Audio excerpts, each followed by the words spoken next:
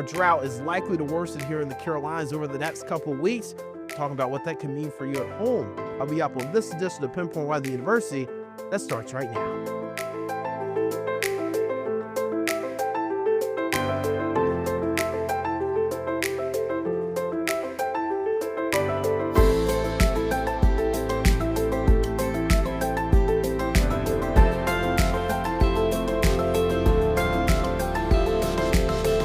Welcome into Pinpoint Weather University, my friends. I'm meteorologist Brandon Lawson here on Queen State News Plus. Big shout out to our YouTube viewers, and for those that might be tapping in with us on Facebook on our Queen State News page, and also on Instagram. Maybe you're hitting it up with me on Instagram at WHBrandon9 or on our Queen State News page there as well. I appreciate all the support you guys are bringing to the show, and as one of the meteorologists here at the Pinpoint Weather Center, we continue to provide you with climate and weather-related topics each week. And I try to make it a little bit creative. You know, we were in the ocean last week talking about the potential super El Nino that could be in store for us later this year, but we're also going to be back in the ocean this week as well. But we're going to a different ocean. We're going to the Atlantic Ocean today.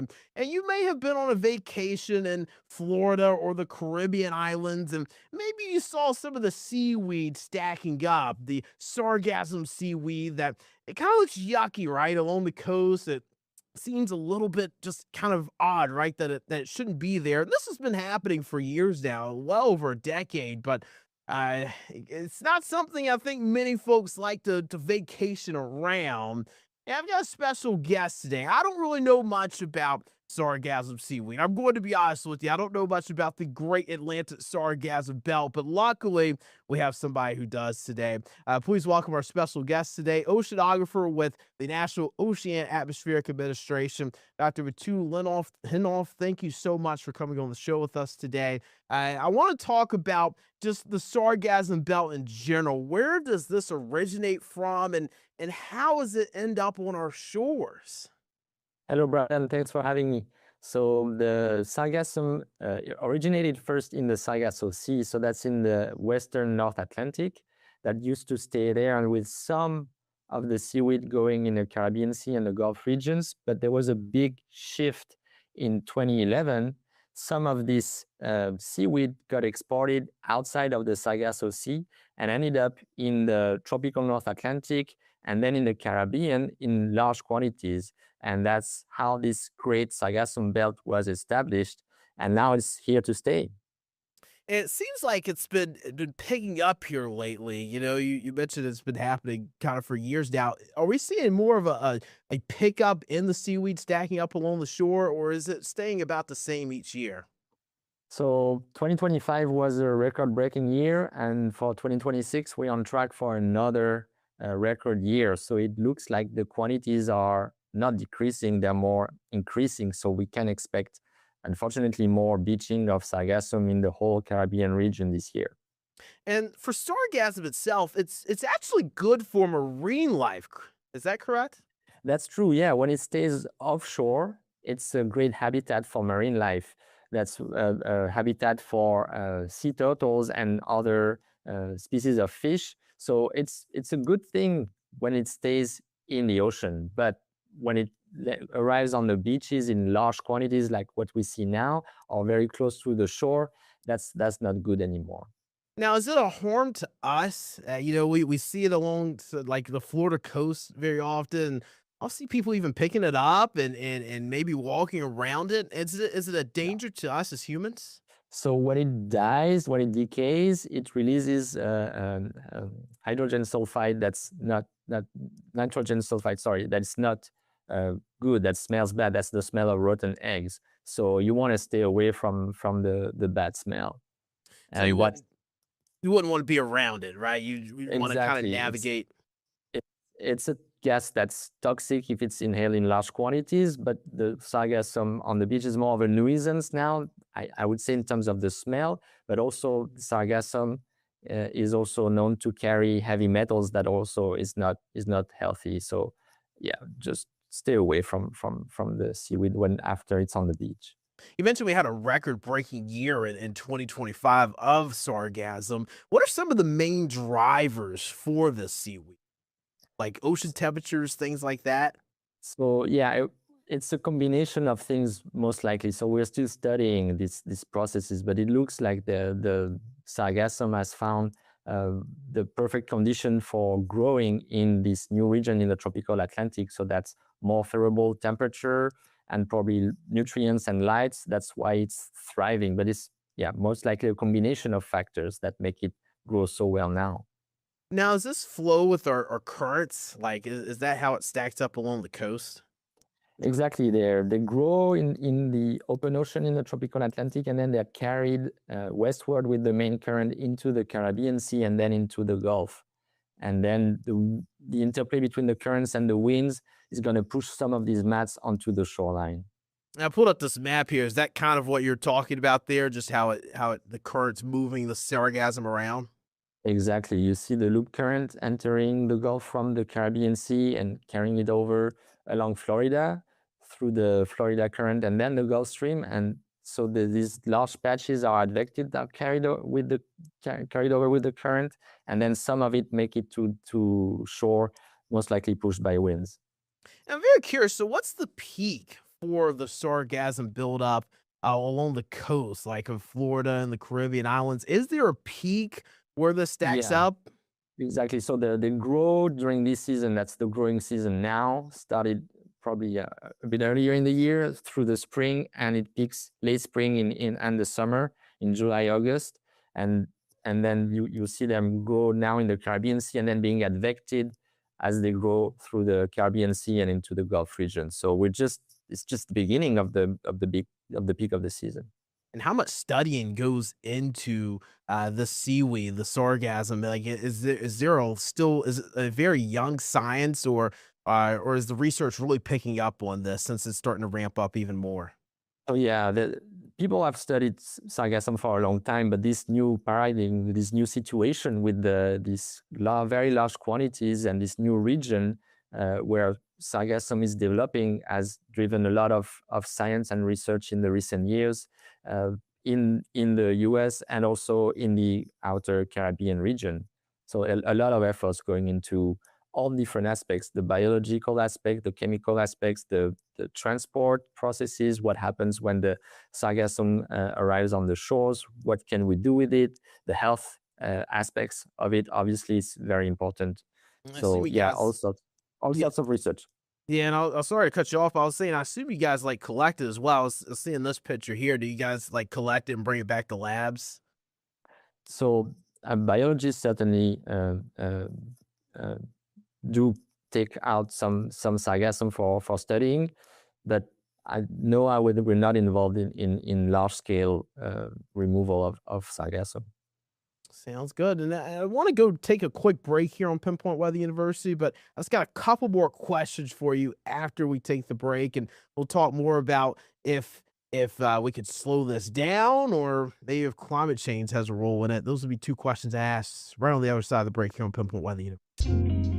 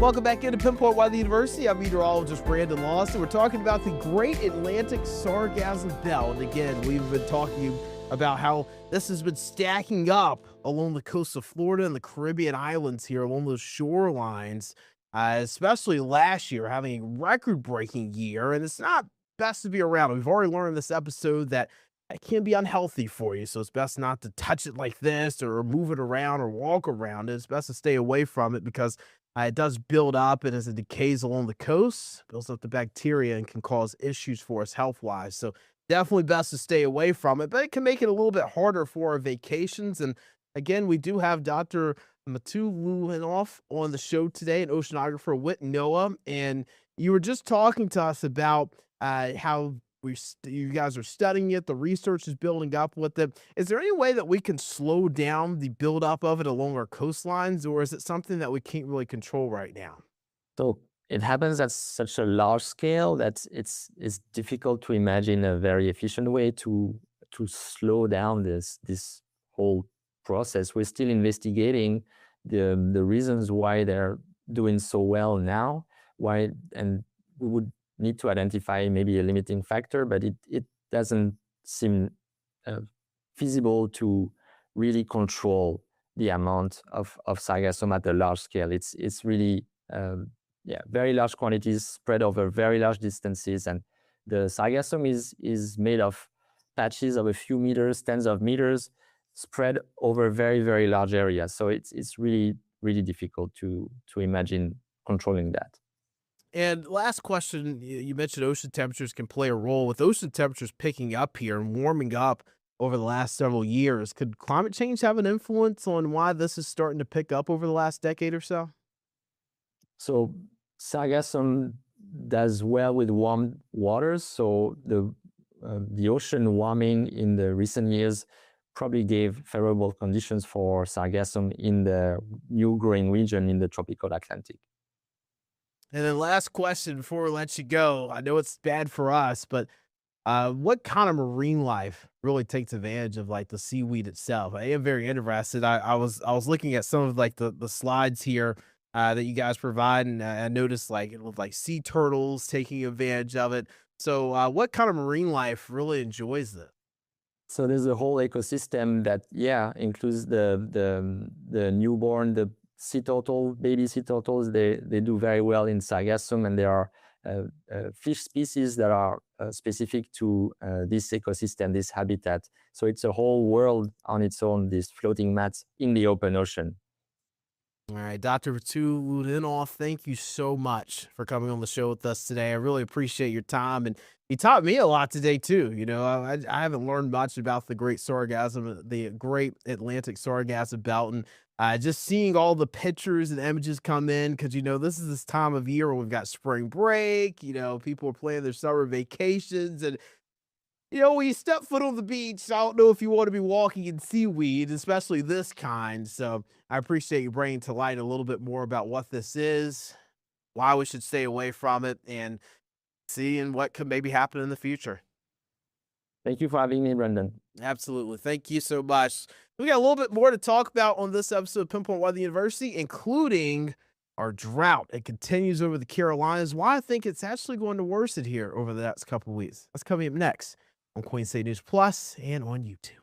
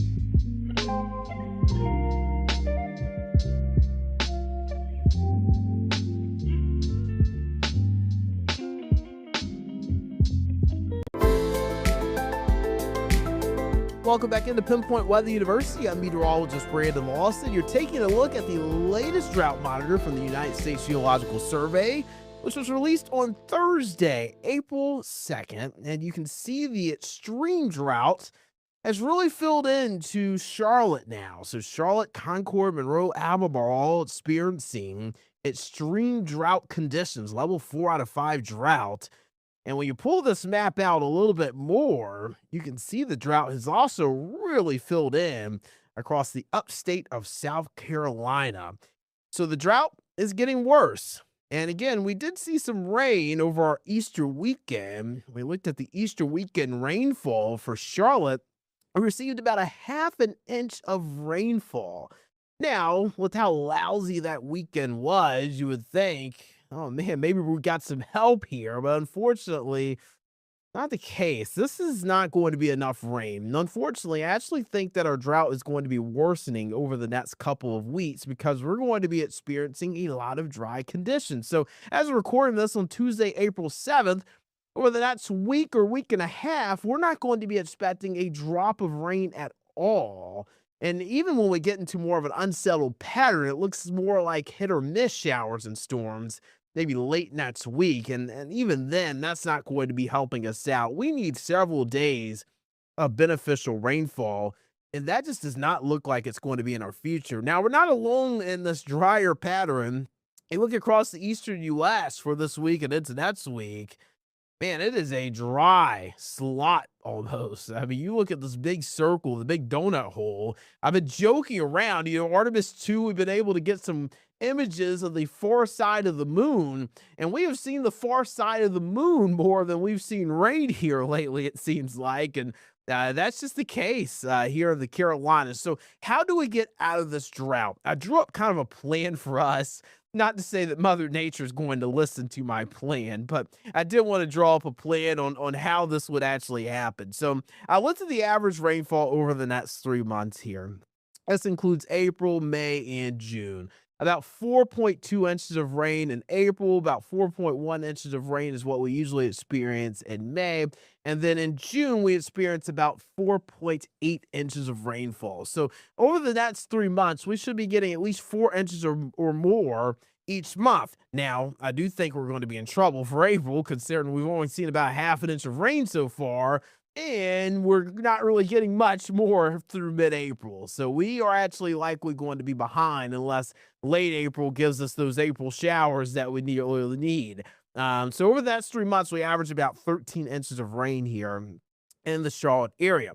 So where does that put us? Our average rain over the next 3 months, we're looking at 13 inches. The rain that would be needed to end the drought here in Charlotte is 18 inches. So you're still 5 inches behind, even if we get to our average precipitation over the next 3 months. So we still would need more rain than our averages to beat the drought. Now, I always compare it to the credit card. And look, I'm not trying to signal, any weaknesses or anything to anybody when I say this, but when you're paying off a credit card, there's interest, right?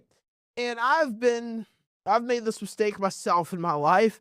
I've paid the minimum payment on a credit card, and unfortunately, the interest gets to me. I just keep paying and paying and paying, and you don't really get anywhere, especially if you have a lot of interest on like a card. So here's the deal: when it comes down to our rain, our interest is stacking up. And what I mean by that, so essentially, you look at the average rainfall over the next 3 months.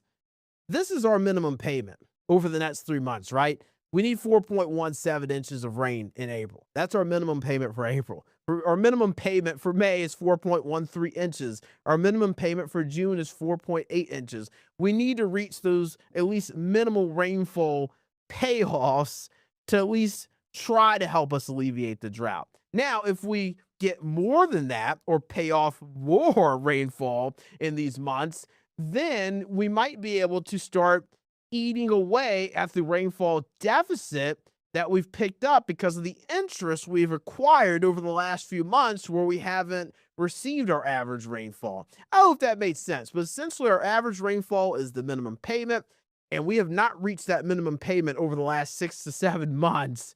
And we've been accruing interest, and now we're in this drought. And unfortunately, we really need to pay off more money or get more rainfall than our averages over the next few months in order to get out of the drought. That was a fun example.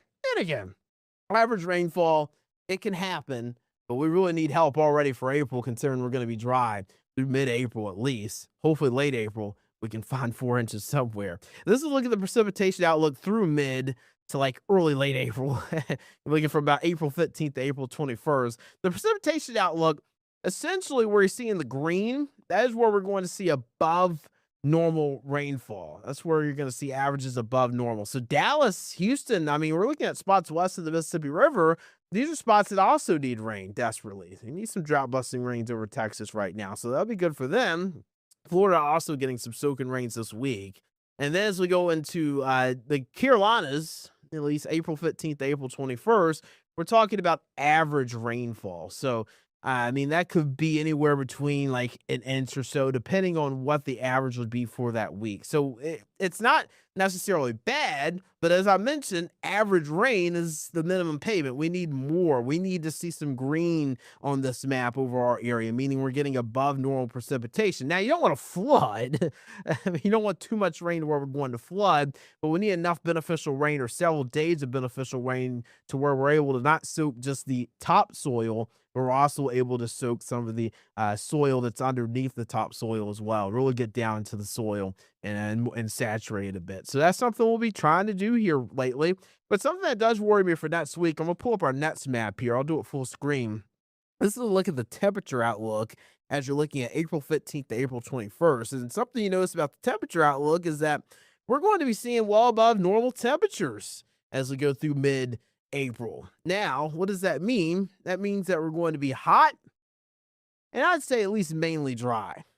Hot and dry conditions don't go well together. I show this graphic a lot. It was something I made about a month ago. I'm just proud of it. I want to keep showing it to you. No, I mentioned evaporation. It's one of the most important parts of the Earth's water cycle. And with evaporation, it is essentially water that is being transferred to the atmosphere.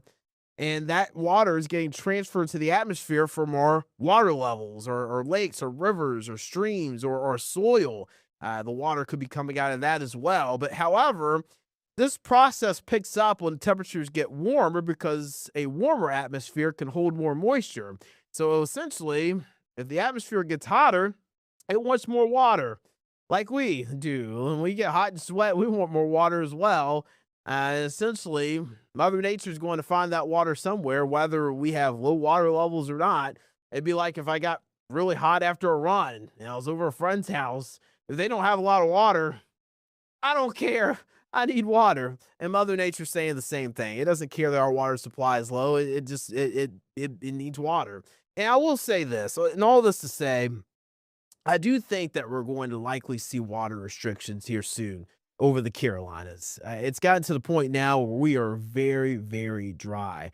Something I want to, eventually get on. Some people I want to get on the show, at Charlotte Water and other organizations around here that do our water. Just figure out where their hearts are when it comes down to the drought. We've already seen how it's impacted our wildfire situation here in the Carolinas. North Carolina, as of April 7th, still under a burn ban. South Carolina did lift their burn ban. I believe it was Monday, April, necessarily it was March 30th. They released their burn ban after a little bit of rain. However, I do think that we'll probably see that reissued again because we've got several days of dry conditions. The drought's going to be worsening. And then with lower humidity days, a bit of a breeze, you got a significant wildfire day. So something to keep in mind. I wouldn't open burn anywhere within the Carolinas right now. I would just hold off on that and try to stay safe with that as well. So something to keep in mind, folks, as we go through the growing season now. Growing season, it really is officially open for business now. I don't see any below freezing days in the near future, if at all, for us here in Charlotte. Mountains, we'll wait till about May, at least May 1st. But here in Charlotte, I don't see any reason why you wouldn't be able to grow, except for maybe you're going to be lacking the moisture here. So we're going to continue to talk about the drought more and more on more episodes of Pinpoint by the University. Hopefully you enjoyed our talk with Dr. Matu Luhanoff. Again, he is with the NOAA, I believe it's like the Physical Oceanography Division. Essentially, he does a lot of research with their Atlantic Oceanographic and Meteorological Laboratory. I've got the little paper here in front of me because I know his title's pretty long, but essentially he's an oceanographer with NOAA, does a lot of research and studying. And I want to read a quote from him before we go to break. I read his bio before the show, and in his bio, it's got a little quote here. And this is from Dr. Dr. Matulihinoff himself. He said, "I've always been fascinated by scientific discoveries, and oceanography is a relatively young science where there is still so much to do, so many processes to observe and understand. That is why I became an oceanographer." I just wanted to mention that from him as he gave us a little bit of insight on the sargassum seaweed. Say a little bit, but man, a lot of good information there.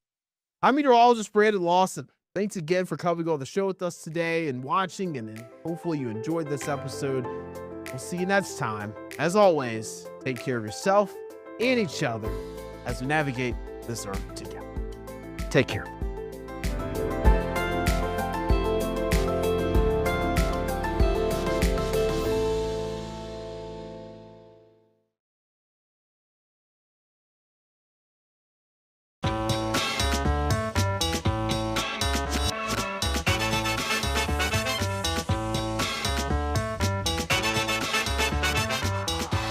Welcome to Turnkey on Queen City News Plus, your go-to show for everything real estate. We talk about the latest market trends, do's and don'ts of the industry, and provide expert advice on navigating this dynamic landscape that we call home.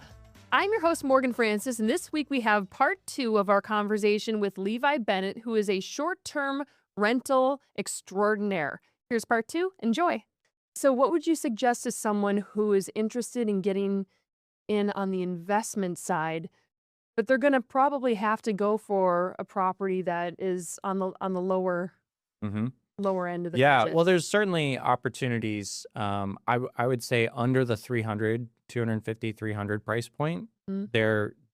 those properties actually cash flow really well, believe it or not. One demographic that seems to be pretty immune to this kind of price sensitivity is our millennials. And I'm a millennial, so I'll talk about us. We like our avocado toast and all the typical cliches, but we don't mind spending money on something that's nice. So if you find, like, I have a cabin in Bryson where it checks every box. It's nothing really particularly special in the sense that, it's only 700 square feet. It's a 2-1, but it's a real log cabin. It has a very long range view, a covered patio with a hot tub and a fire pit. It's everything that you want in your mountain getaway fantasy. Mm-hmm. And so when we see a property like that, I think I paid $285 for mine or something like Okay. that. But we've consistently done $50,000 a year on that property. So our gross yield is well into double digits. Right. Our net yield is also in double digits. So it's a great overall. It's a real short-term rentals. There's a lot of different kinds of real estate investments. You could buy a car wash. You could buy, all kinds of things. Short-term rental is not that passive. So if you want to put some elbow grease into a glamping dome or an A-frame or a small log cabin somewhere in an emerging tourist market, like mine's in Bryson City, which has the railroad, the Nantahala Outdoor Right, Center. There's a right. bunch of Beautiful cool. area It's a too. really cool. We always use that live shot on Queen City News because it's just so beautiful Yeah. with the creek there and everything. And it's amazing. Like I grew up in Charlotte and did not ever go to Bryson. We always went to Blowing Rock or Asheville, but we never went that far west. And my first time there was to look at this house for another client who passed on it. And I was like, this place is incredible. You're not going to Like, take it. I might. yeah, I did. I was like, well, if you don't want it, like anyway, so So who manages it then? I do. Yeah, I have okay. I have a property management company. It's sort of a boutique firm. We focus on revenue optimization. So Gotcha. there's a lot of nuance. This is another problem with short-term rentals. Is people think it's market based, and if you have a long-term rental, especially if you come from the long-term rental world, that's a great investment strategy. It's more of a long play. Mm-hmm. But if you have a 3-2 that the market rate's $1,500 a month, you're probably going to get around $1,500 a month. Right. Depending if you have fenced in backyard, you might get a little bit more, a little bit less, but it's going to be about that. Short-term rentals vary dramatically. I mean, you can take two houses that are next door to each other, completely identical. and one operator runs the pricing and the minimum stay, minimum nights, and the seasonality one way, and the other person just lets it go, the one that's being optimized is going to make like 3 times the amount of money. And the other thing too is if you trend on Airbnb, and this is why unique is king and having real amenities, the difference between a 90th percentile property and a 50th percentile property, if you're completely average in the 50th percentile, and you compare it with one that's in the 90th percentile, like a like kind, it's not 40% more revenue. It's like 3 to 4 times more revenue. It's an exponential amount. So people are spending money on the premier, high-end, nice-looking, well-optimized properties. And it's not always about the visual part of it. It's, the forced equity side, although that's very important. Right. It's also about how you're protecting certain dates that are high demand. Like we don't open up our Christmases until Q3, for instance. Okay. Because we don't want somebody pulling it off in Q1 trying to get a deal. So we let the demand, also it gives us a chance to see what the demand is like that year because they start booking very early. Okay. Christmas is like the most in-demand week of the year, particularly in Western North Carolina. So we like to hold back, see how the demand shakes out, because if you book too early at too high of a price, they will cancel on you. But if you are able to wait, that price will continue to go up. We use all dynamic pricing. I was just going to ask you, do you use a platform for dynamic pricing? 100%, Okay, always, what is that platform? We use Price Labs. There's a lot of actually someone else mentioned they use Price Labs. Price Labs is the oldest, the best one. They're obsessed with their craft. They're just really good at it. It's a very technical platform. It's at first you may feel like you need to be an engineer to use it because it almost looks like a Bloomberg terminal when you first look at it. Okay. It's like it's a lot. Okay. But what's cool about it is that it gives you hundreds of levers to pull to really make sure that you're creating a pricing strategy that works for your property. So taking the time to learn Price Labs and then apply it to that property and make sure you get real comps that are not just because Price Labs found it. You can actually go and check the ones that you want to get a really good basis of what people are paying in real time. And then, the goal for us is when we're in the high season, we want to be the most expensive property, honestly. When we're in the low season and demand, we want to be the best value, and ultimately we're trying to get the best guests and drive direct bookings. And so how does your property range in terms of, price per night, for instance, throughout the year? Are you, on the low end, $150 a night, and then on the high end, $400? Like, what does that range look like? So my cabin is a good example. I've been running that one the longest. We'll go down to $125 a night in the very slow seasons. I mean, in 3 years, we've only had 3 weekends not book. So, I mean, we keep our occupancy high, but we'll try to target the price point that's appropriate for the weekend or the season. But on Christmas, we're, $600, $650 a night, that week, or New Year's, Thanksgiving. Those are the big ones. And then October's just crazy. I mean, October's our strongest month, and that's all the leafers. That's typical for all of Western North Carolina, though. Trying to see the fall colors. As a whole, July and October, and that's the great thing about Western North Carolina, just as opposed to maybe the beach. The beach is cash cow like crazy in the summer months, but they're dead. Right. Unless you've got an interesting feature on the property or some kind of private.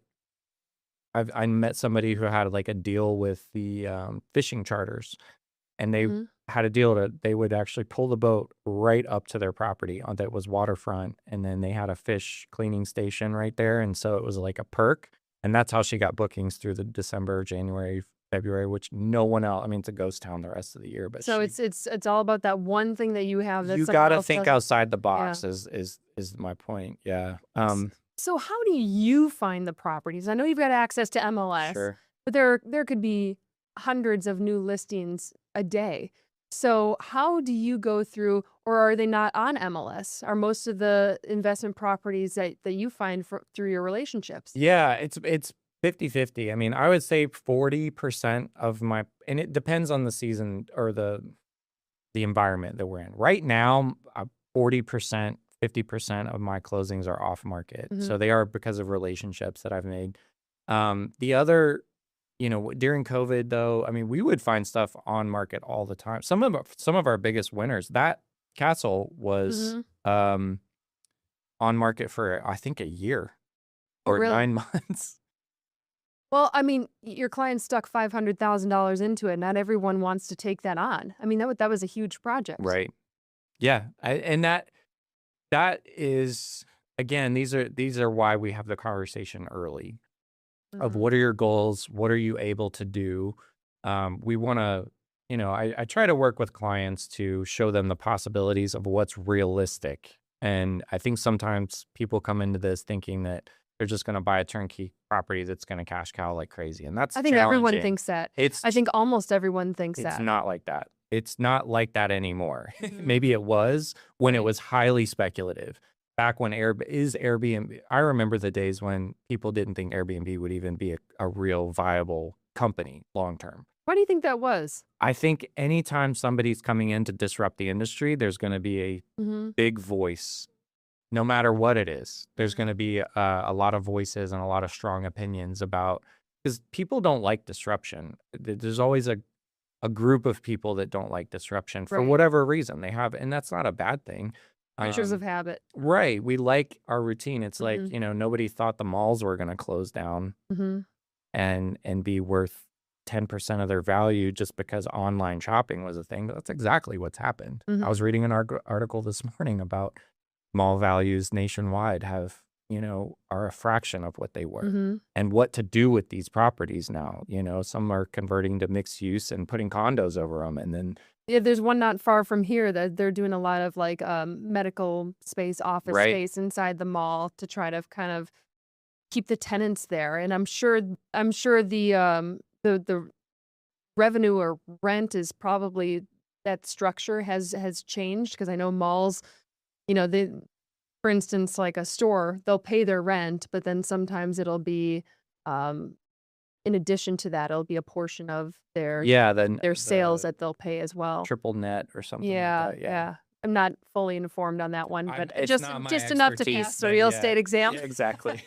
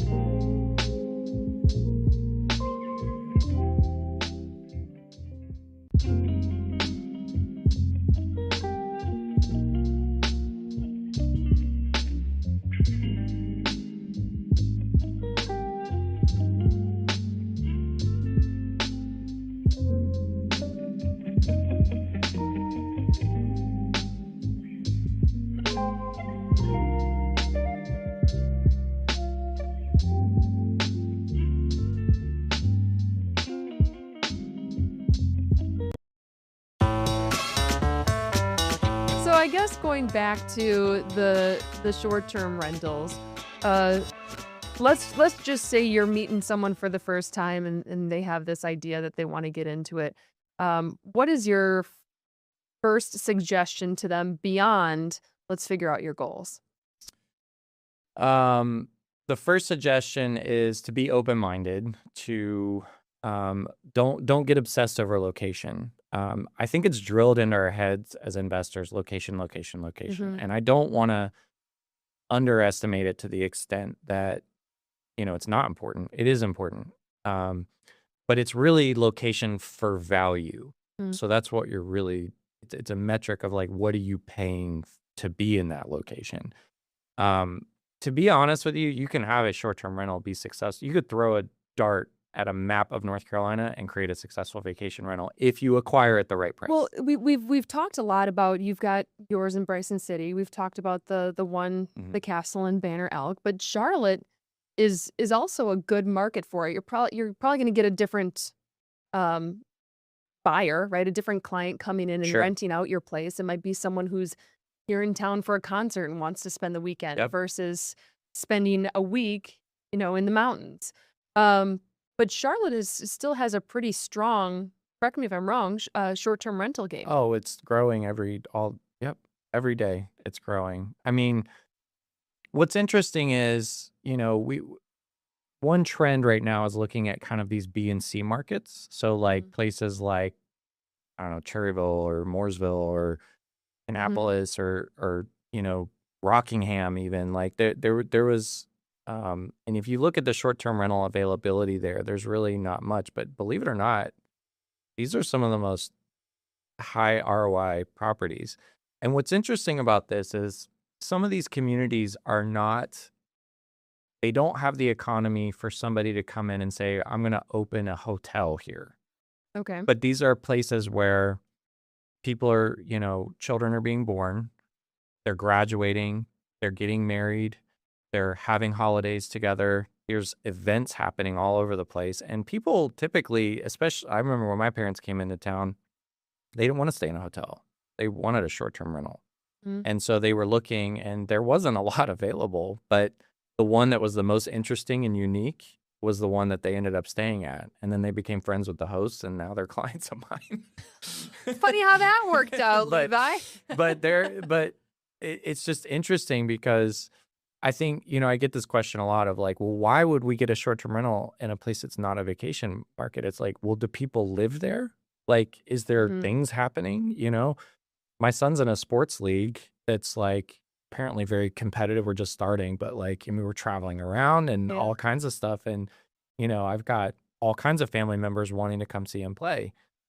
Well, If everyone can get a hotel room, oh man, I don't you want to can get- stay at the Courtyard Yeah. Marriott. Nothing wrong with Courtyard Marriotts, but they serve a function Mhm. that doesn't always fit, these types of communities. And that's where short-term rentals really fill in the gaps. Mhm. Not to mention the corporate rental opportunities, like the midterms, which big People cities, moving in and out. and this is where Charlotte really shines, is you have a lot of engineers, for instance, that come in on contracts, 3 to 6 month contracts. They're not going to move here, but they are going to be here long enough. And they get that per diem, 100%. and they can spend it however they want. Yeah, so they there's a lot of successful, we call them midterm rentals. So it's not a long-term, not a short-term, but it's a Mhm. midterm. It's a furnished long-term, sort of.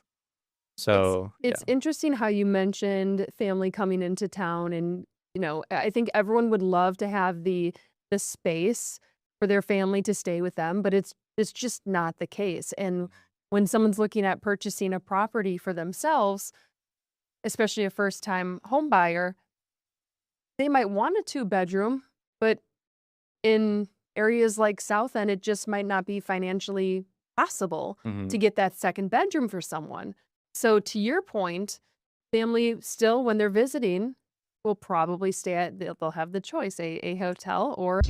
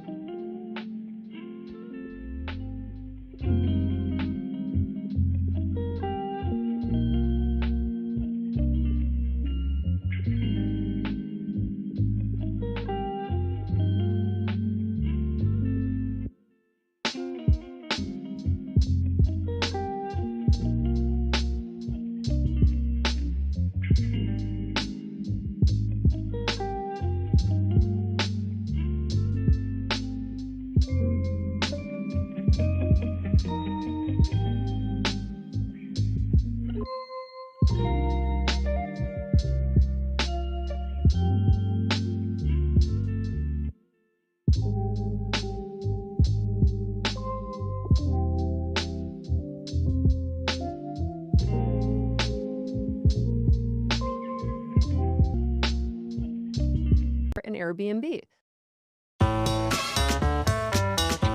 There's a really interesting opportunity that is very unique to Charlotte, actually, right now, that kind of overlaps with my space, is that the ADU program. Have you talked to anyone much about the new ADU incentive that Charlotte is doing? What is that? So they're doing a grant right now Mm-hmm. that, and I don't know the detail. I read it when it first came out. This would be an interesting one, but Charlotte has decided that ADUs are Accessory dwelling unit. accessory. Yes. So it's basically another living quarters on property. Mm-hmm. And there's some criteria there, but essentially they will give you a portion of the money to pay for the construction. And then I think you don't have to give it back if you keep it for long enough. Certain number of like years. how It most sounds grants kind of work. like first-time home buyer. It's very benefits similar. as well in grants. Yeah. But Charlotte's, I mean, it's a very positive grant, I think. And but what it allows people to do is they can construct something on their property that will not only add a significant value, particularly as certain generations are getting older, that there is a trend of moving in with your kids Right. and having Mother-in-law suite. a mother-in-law suites. I mean, that's what an ADU Right. really is known as. But they're getting very popular in the real estate world on primary homes. So what's in it for Charlotte then? Why is Charlotte like, we want to give you money to do this? So Charlotte's got some density, I guess it's some density issues that, they want to create more value and basically increase density without, having to bulldoze a home. Right. Essentially, so essentially what they're saying is we need more density here. We know there's a demand for it. So, I'm not sure why. I mean, Raleigh's doing the same thing. But Charlotte, I think, pioneered this in the Carolinas and has come up with a fantastic opportunity for people. And I don't know how long it's going to last. But if you could short-term rental that ADU, that adds significant income that can offset your mortgage and make what would otherwise be an unaffordable property like suddenly affordable. Right. And that's actually, I keep going back to the previous episode. We had Brand Bronico, the Charlotte FC player, on the show, and that's exactly what they did. They have their house that they were renting out the bottom portion of it to a friend, and then they decided to build an ADU in essentially the backyard, and now it's become this full rental property of the payments. The rental for the house pays for that mortgage, and then any other Airbnb that they get from this ADU that they've built in the backyard, that's just bonus. That's just bonus money. Yeah, 100%. It's a fantastic program that Charlotte's doing, and I think everyone that has a property that could qualify for this should at least consider it. Now, if you're in an HOA, that might be a different story. You'd probably have to get approval. There might be stipulations. 100%. Know your HOA docs. And the nice thing about AI is that you can upload your HOA docs and then ask AI, like, what would be the process, or is this allowed? A lot of HOAs do allow it with some extra criteria. But the nice thing, too, about Charlotte is that there's so much of Charlotte was developed in sounds so old, 1900s. I was born in the 1900s. But it was built barely, though, just barely 40s, 60s, 50s, and there's a lot of before the suburban trend happened in the 90s, 80s and 90s. A lot of our development in Mecklenburg County was before HOA. So there's a lot of properties that would qualify for this. And if yours qualifies for it, I mean, I've thought about going back down to Charlotte. I live up in Iredell County now, but just for this opportunity, it's that good. Yeah. I mean, you have a hard time saying no to things, don't you? I have very hard. Real estate agent, property manager. How many rentals do you have of your own? Well, we only just started. So I have 5 of Just my 5. own. Yeah, That's not. it's it's a lot of work, but we're scaling up, and I'm trying. I've decided to take property There's just so much low hanging fruit there. Property managers right now, particularly in Western North Carolina, but kind of the old model of property management and short term rentals.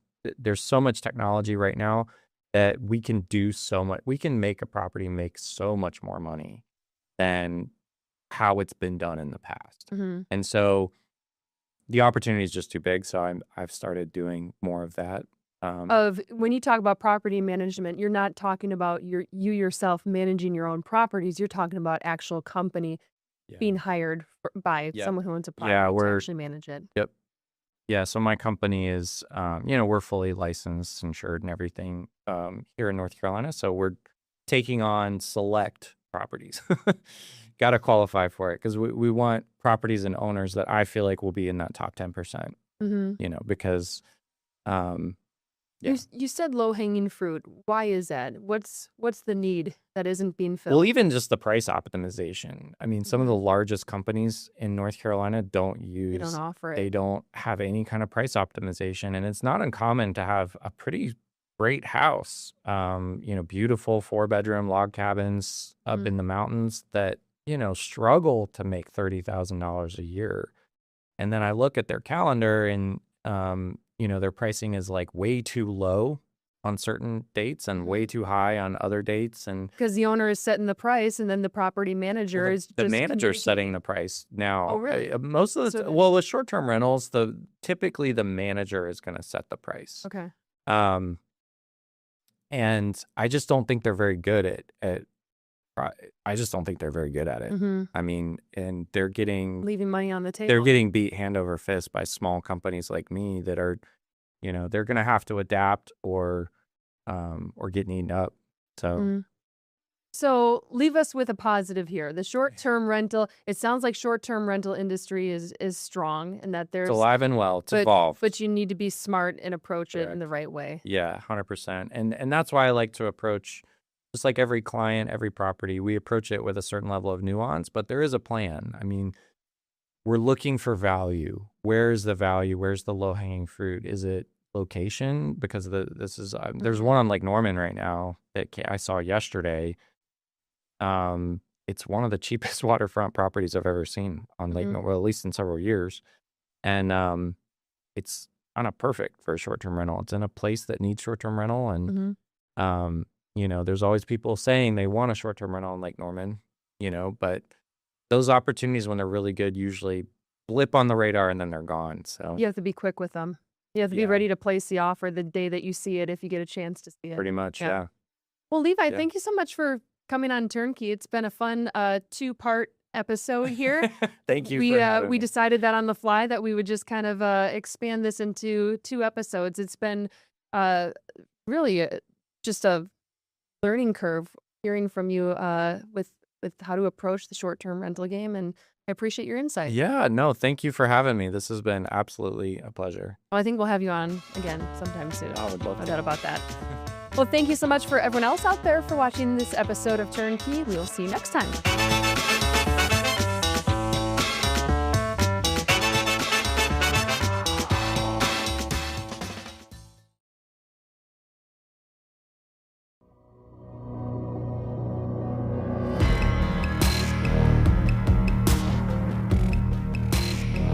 Welcome to Order in the Court. Hi, I'm Queen City News anchor Brian Blakely, along with my man here. Chief Legal Analyst Khalif Rose. What's going on, Brian? Always good to see you, especially on this Monday as we start taping here for Order in the Court. We got 3 good topics for you today. First off, we want to start off with a family that is suing a beverage distributor after their young teen, a cheerleader, a young girl, died after drinking too much of these energy drinks that had too much caffeine in there. And they're suing the beverage company because they say they didn't warn them enough about what was going to be in this drink before they consumed it. Yeah, this distributor is who they're suing, and they're not the last folks to get sued. The company is saying that we anticipate potentially adding manufacturers, marketers, and influencers, but this is the distributor. So we're talking about a company that's out of Texas, Glazer's Beer and Beverage, local distributor of the Celsius Holdings company product that they sell in their locations. And what they're saying is that obviously, like any tort, it's duty, breach, causation, and damages. So that's going to be in every complaint. But then you also have defective product design, failure to warn, right? And negligent marketing. But you may be saying, Brian, well, okay, but they didn't make the product, right? The distributor didn't make this product, but courts has held for a number of years that yes, a distributor of a defective product can be held liable, often under strict liability, meaning that if a party is in the chain of custody, that supply chain of distribution, and that's distributors, wholesalers, retailers, regardless of fault, strict liability will apply to all of them. And it's crazy because this is like a law school type of exam when they're saying, well, how do you get liability to distributor A? They give you this fact pattern and it says a whole bunch of things about how they had nothing to do with the product. They didn't make the product. They didn't test the product. You know, they never stored the product, but yet the distributor can still be sued and is under strict liability. That is a clear law school type of question. And this lawyer is doing good lawyering by adding every party that you can to the potential lawsuit. Yeah, and that's what we talk about quite a bit. Excuse me. When you have these type of lawsuits, you're going to go ahead and go after everybody you can. And the distributor here, they're saying that they didn't disclose the risk of consuming these drinks. And it's, I believe there's over 200 milligrams per can in this Alani Nu that was consumed by this young woman. And not sure how many drinks she actually had. But still going forward, where do you think the distributor company has to, where do they have to do the duty to warn for this? And see, again, I think that duty to warn, that's going to be more to the manufacturer, more to the actual, maybe even the potential seller. But the distributor, they don't have a duty to warn. It's really going to be just strict liability. Were you in the chain? That's it. Yes. Were you in the chain, supply chain of a product that was defective? Were you on the chain of a product that failed to warn? So their chain, their claim, their defense will be tied really to the co-defendants.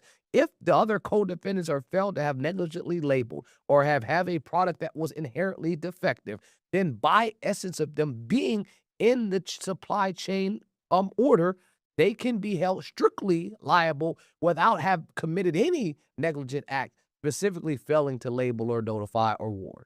And, you know, this poor young girl, she died of after suffering a deadly cardiac event. Doctors and the coroners did say that she was caused by excessive caffeine consumption. And we've seen this type of thing happen before. I remember with a tea drink that was sold in a restaurant. But the suit here, what do you think goes next here is what happens? Because as you go down the line with suing everybody, do some of them drop off? Do some of them get dismissed? Or do some of them just settle? A little bit of both. It'll be a mixed bag. There will be some folks that attempt to get this dismissed by filing a motion for dismissal under a 12B6 motion saying that you failed to state a claim. And so that will be your normal response as a defendant. You'll file a response and you'll also file a motion to dismiss. Most claims are dismissed in federal court. And so that's where you'll attempt to get the case tossed.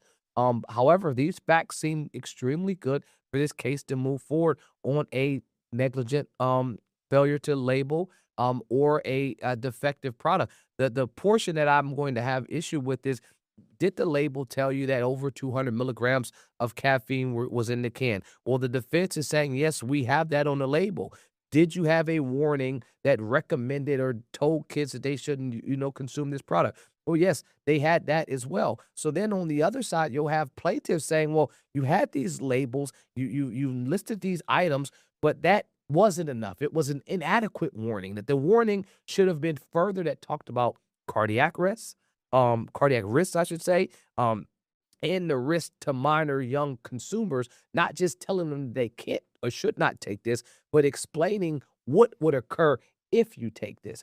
That's the type of risk that you had a warning. You had this label, but did the label go far enough? I think if the label didn't go far enough, that's what's going to take you to allow this claim to continue and beat a motion for 12B6 dismissal request.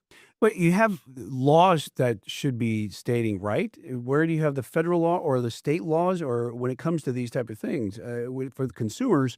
When it comes to energy drinks, is there a certain statute out there that says you have to post all this? This is going to be more under case law. This is going to be case law that requires that you have warning labels that are placed on there.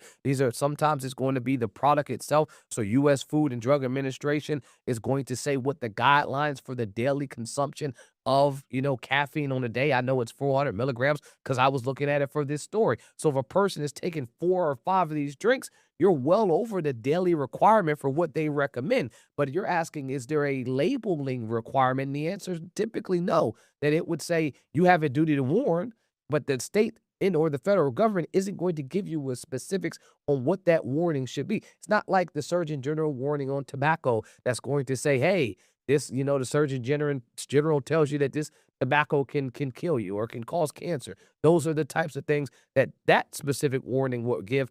But for food or for energy type of drinks, it's going to be based on what tort law has established you should warn, and you have a duty to warn, or you have a claim that's brought against you for failing to warn. Yeah, and it's certainly sad to see the family there at the press conference as they're announcing this lawsuit, to see everyone that is so upset and just to understand they lost their loved one. You certainly feel for them because it's heartbreaking as it is, and it was certainly a story that we'll keep following and see where that one goes, throughout this case as it progresses. Other thing we want to talk about our next segment, the segment is that guy right there. He is now, a judge dismissed his $10 billion lawsuit against the Wall Street Journal over the Epstein birthday card from this past summer. We're going to talk about that one a little bit more coming up after the break. You're watching Order in the Court on Queen City News Plus Live.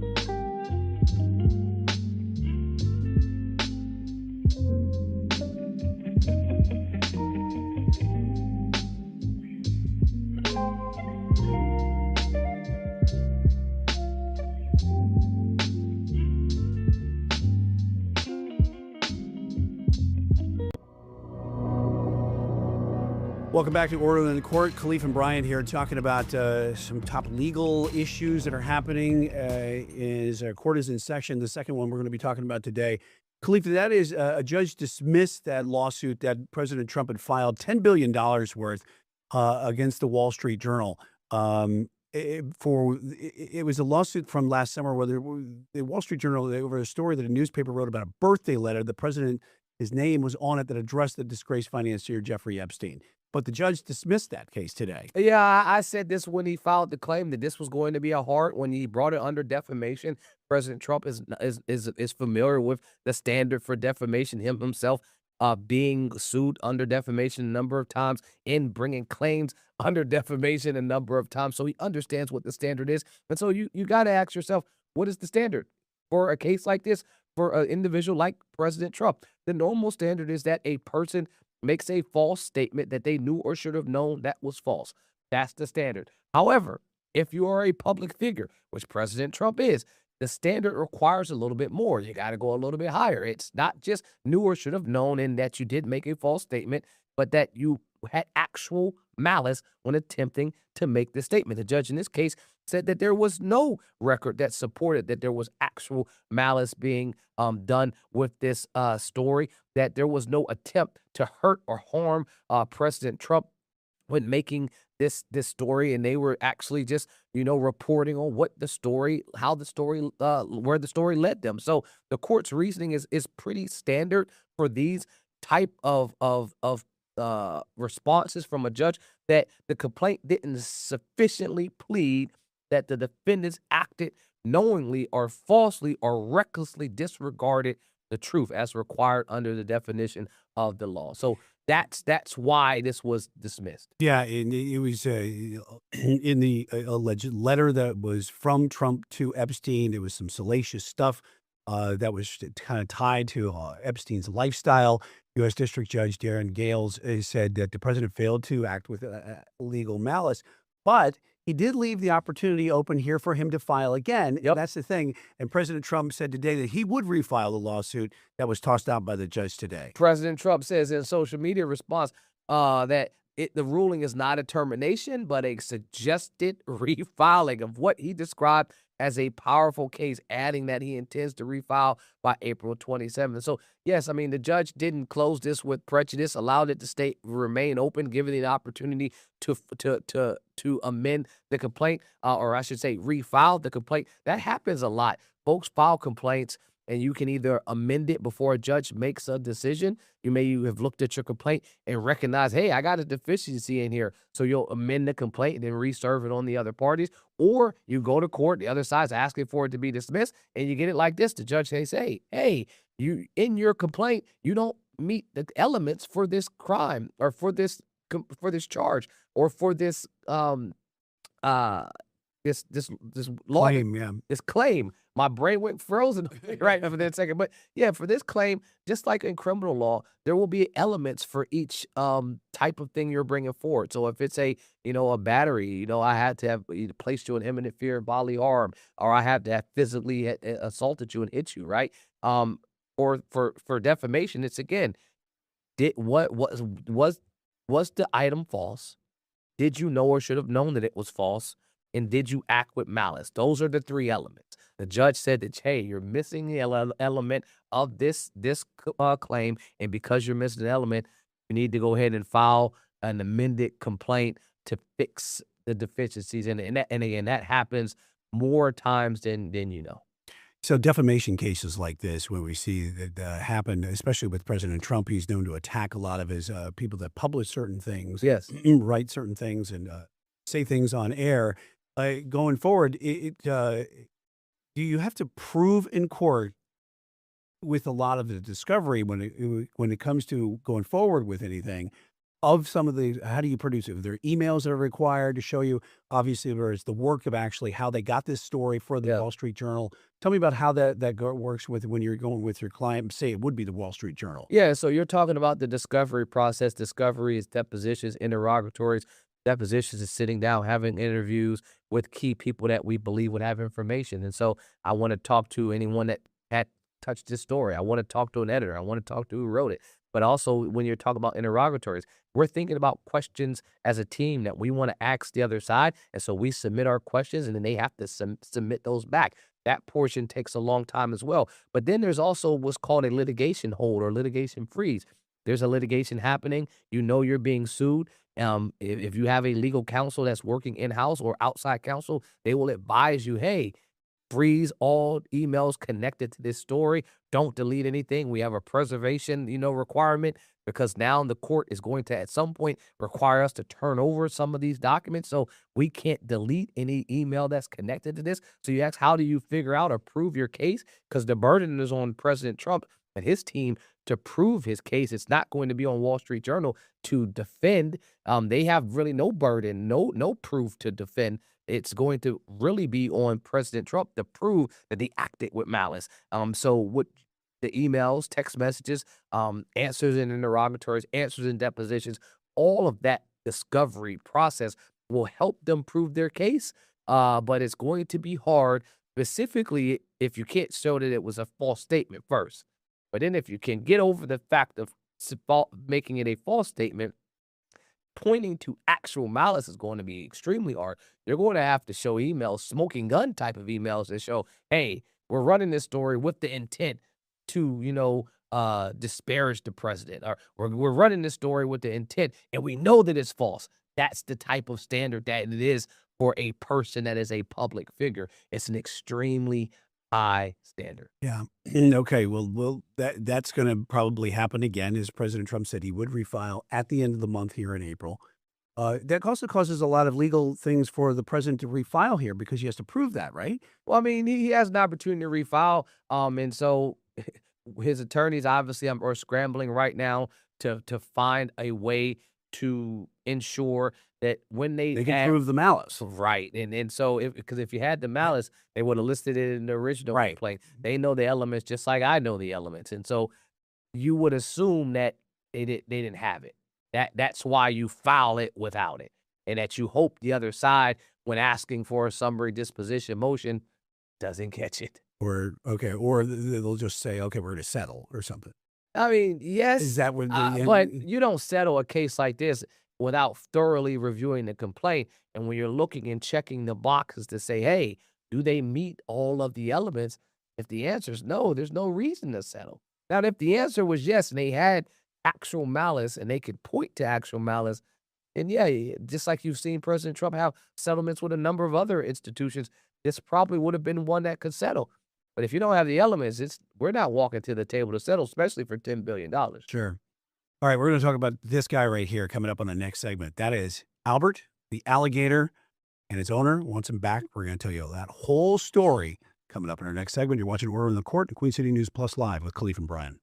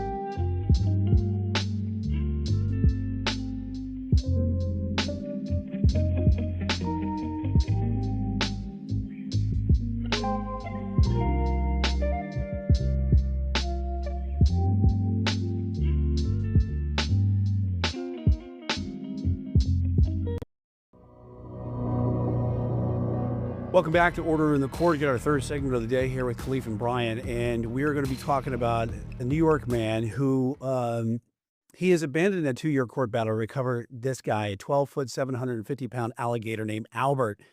And it was after he was seized a few years ago from his Buffalo area home, and then moved down to a rehab or a sanctuary type of facility in Gator Country in Texas. Yep. But he's been wanting to get his gator back. You see, he raised him as a little baby there.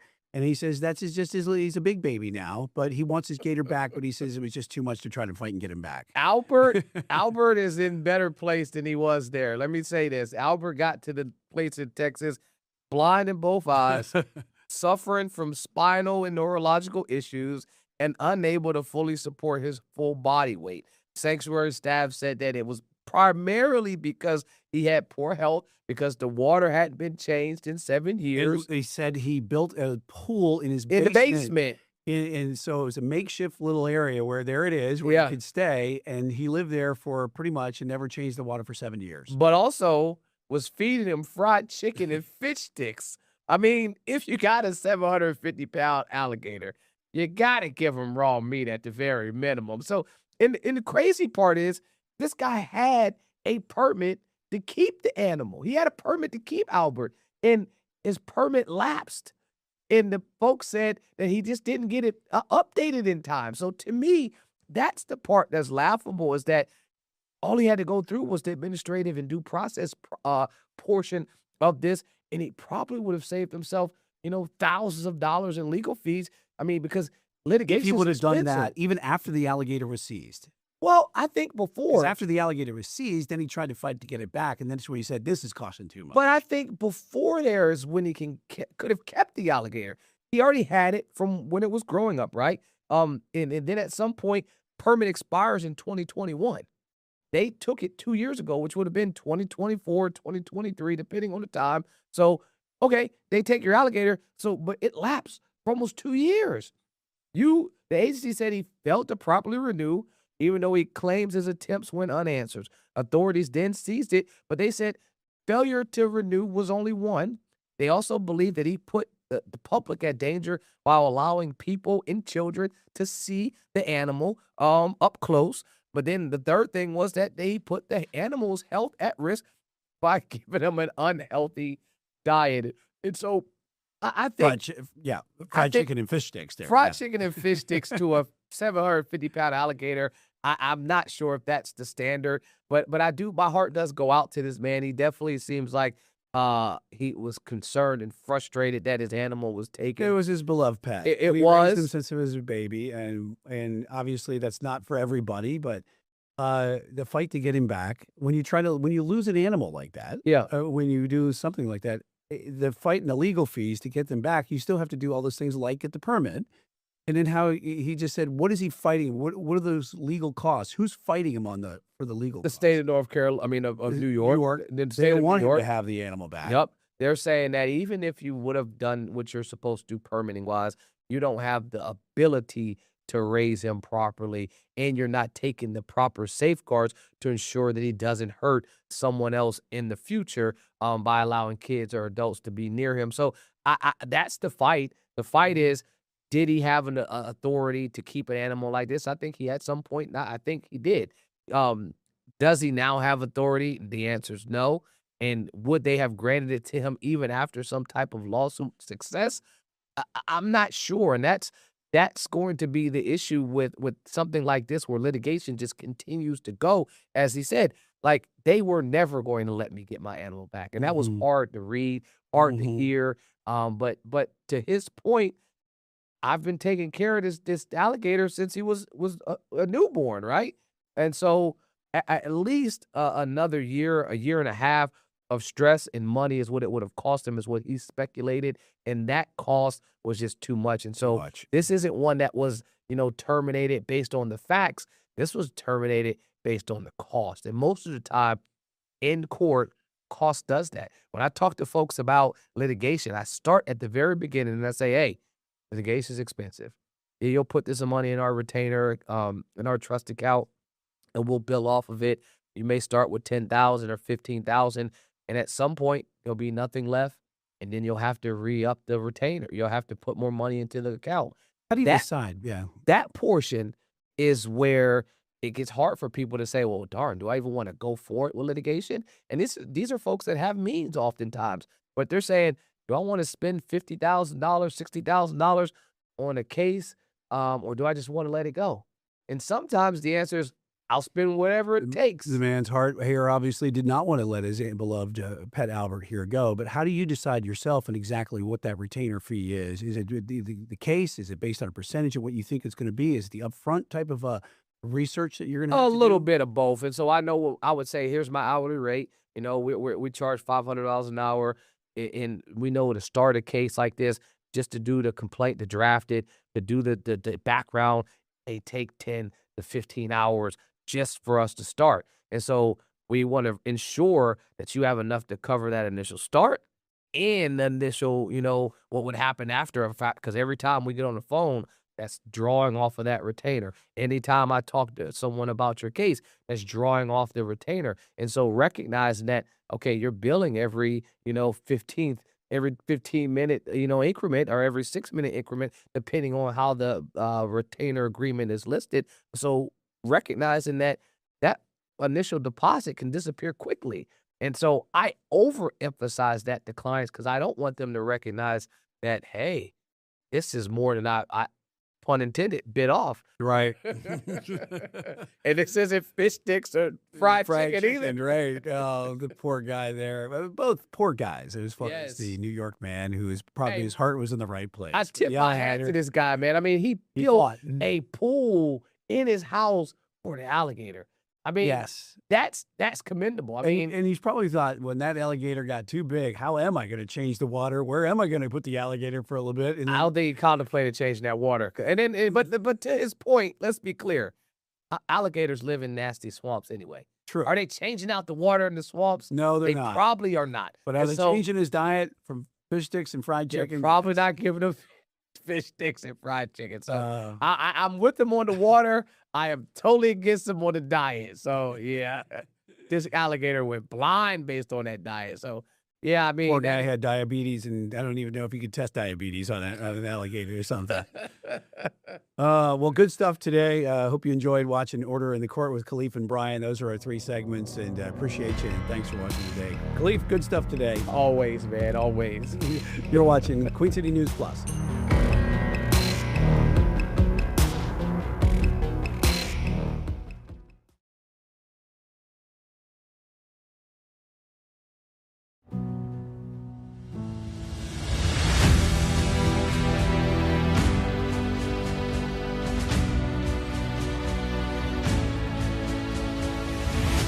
Welcome to Stars of Service. I'm your host, Brian Christensen.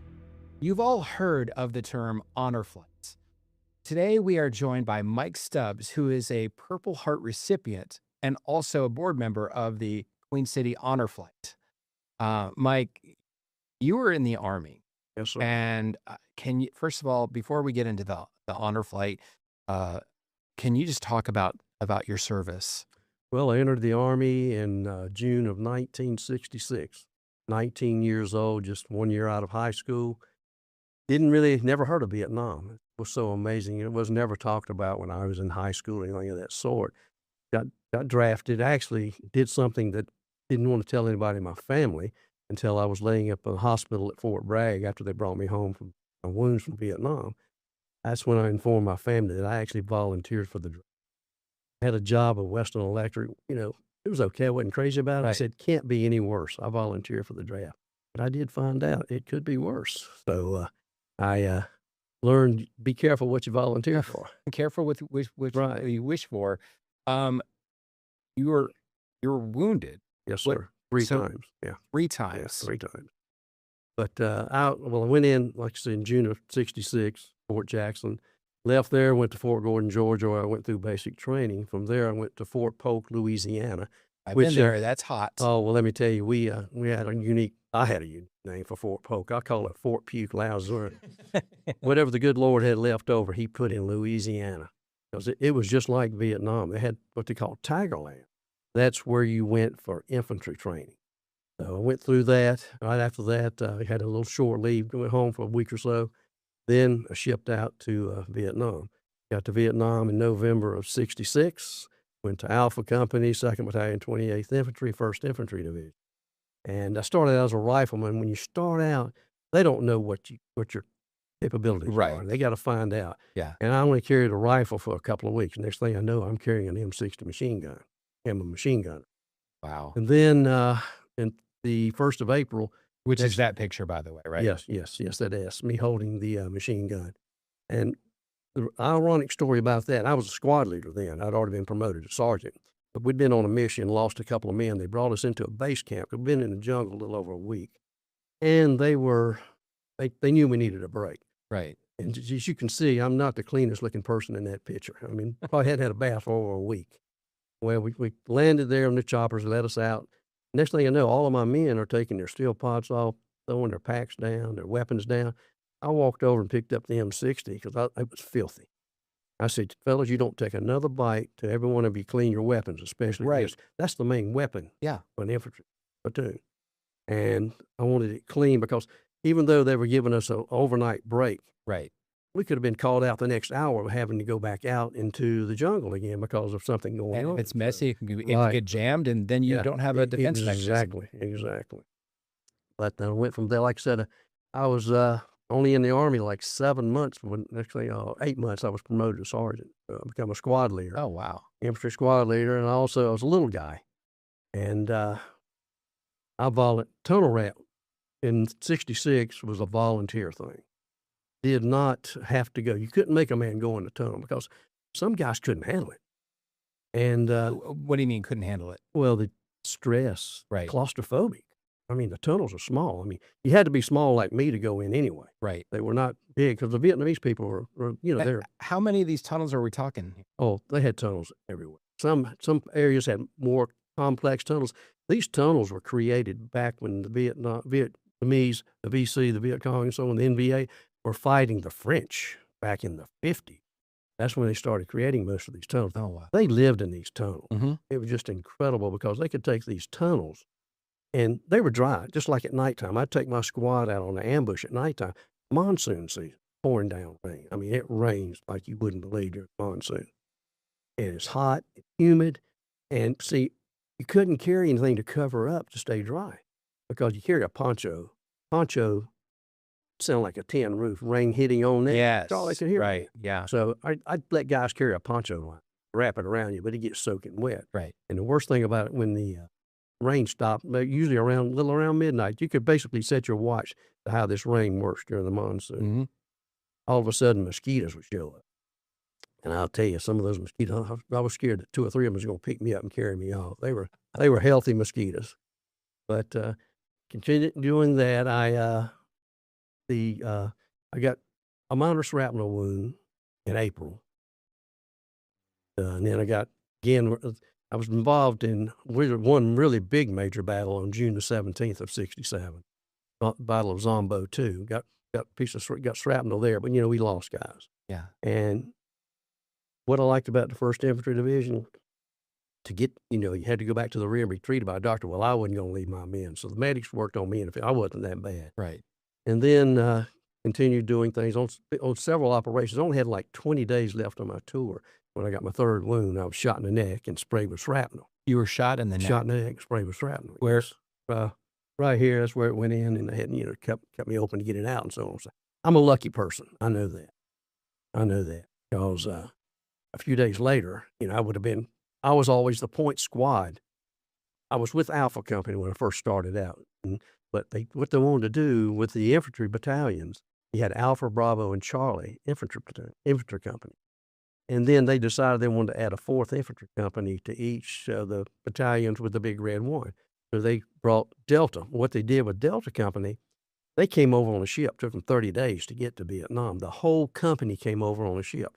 The company commander, all the men involved with the company, the privates, the sergeants, whatever. The 1st sergeant, everybody came over on this ship. Well, I had a company commander. Actually, he had been a sergeant 1st class. His name was Clark Welch. And he was over the recon platoon. Well, they promoted Clark Welch straight from sergeant 1st class to 1st lieutenant. He was that sharp. He was a soldier. A battlefield commission. Battlefield commission. Where you go from NCO to officer. To officer. And they skipped second lieutenant, went straight to first lieutenant.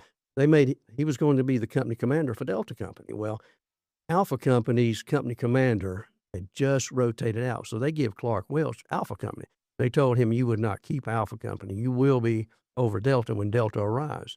So he had to go to Cameron Bay and met when they got to the ship arrived in Cameron Bay with the Delta Company personnel. Well, him and First Sergeant Barrow met them. And there was a captain, Captain George, who's actually from Spartanburg, South Carolina, who I'll tell you a little bit more about him. But they got off the ship, and he thought he was going to have a Delta Company. Well, Clark Welch said, no, you will not have Delta. Delta is my company. You will be going to Alpha Company, which was the best thing to do anyway, because all these guys they were green, never been in Vietnam. Green meaning brand new. Brand new. To service. A lot of them brand new. Never had any experience. Yeah. So what they decided to do is they told Clark Welch to pick so many sergeants from Alpha, Bravo, and Charlie, basically 3 from each. Right. And I was one of them. He picked to go with him to Delta Company. We had to set these men up and get them ready for combat. It really worked out good. So we trained them for just a little over. They got there in July. Right. Late July. So we trained them for about 2 to 3 weeks, not quite a month.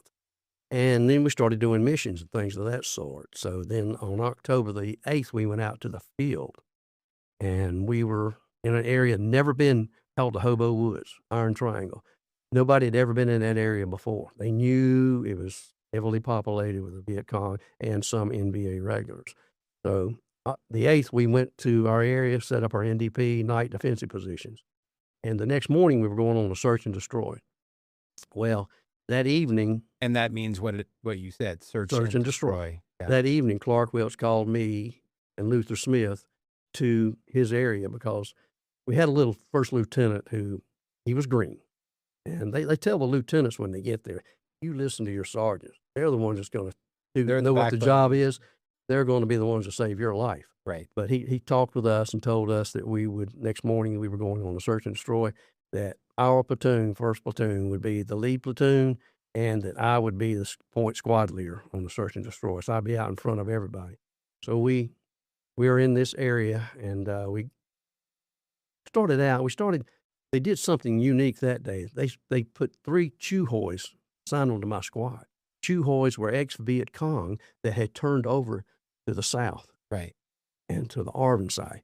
And I had only one of them speak a little bit of English, so I kept him with me and my RTO. Translators. My RTO. That knew the area. Right. And my radio transmitter operator. So we're going to cut down some trails and stuff like that. And one of them stopped. There was a wire across the trail. They had booby-trapped a 500-pound bomb that had been dropped by our planes that didn't go off.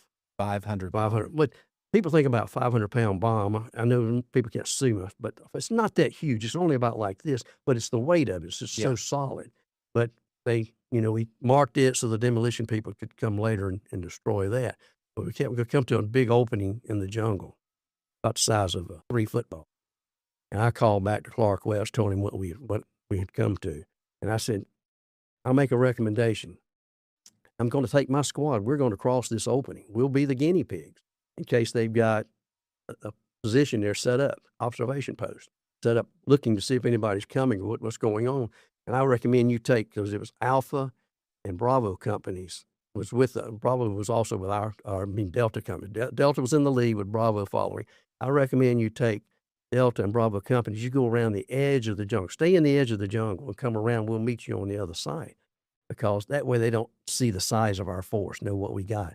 So we crossed the opening and ran my men out.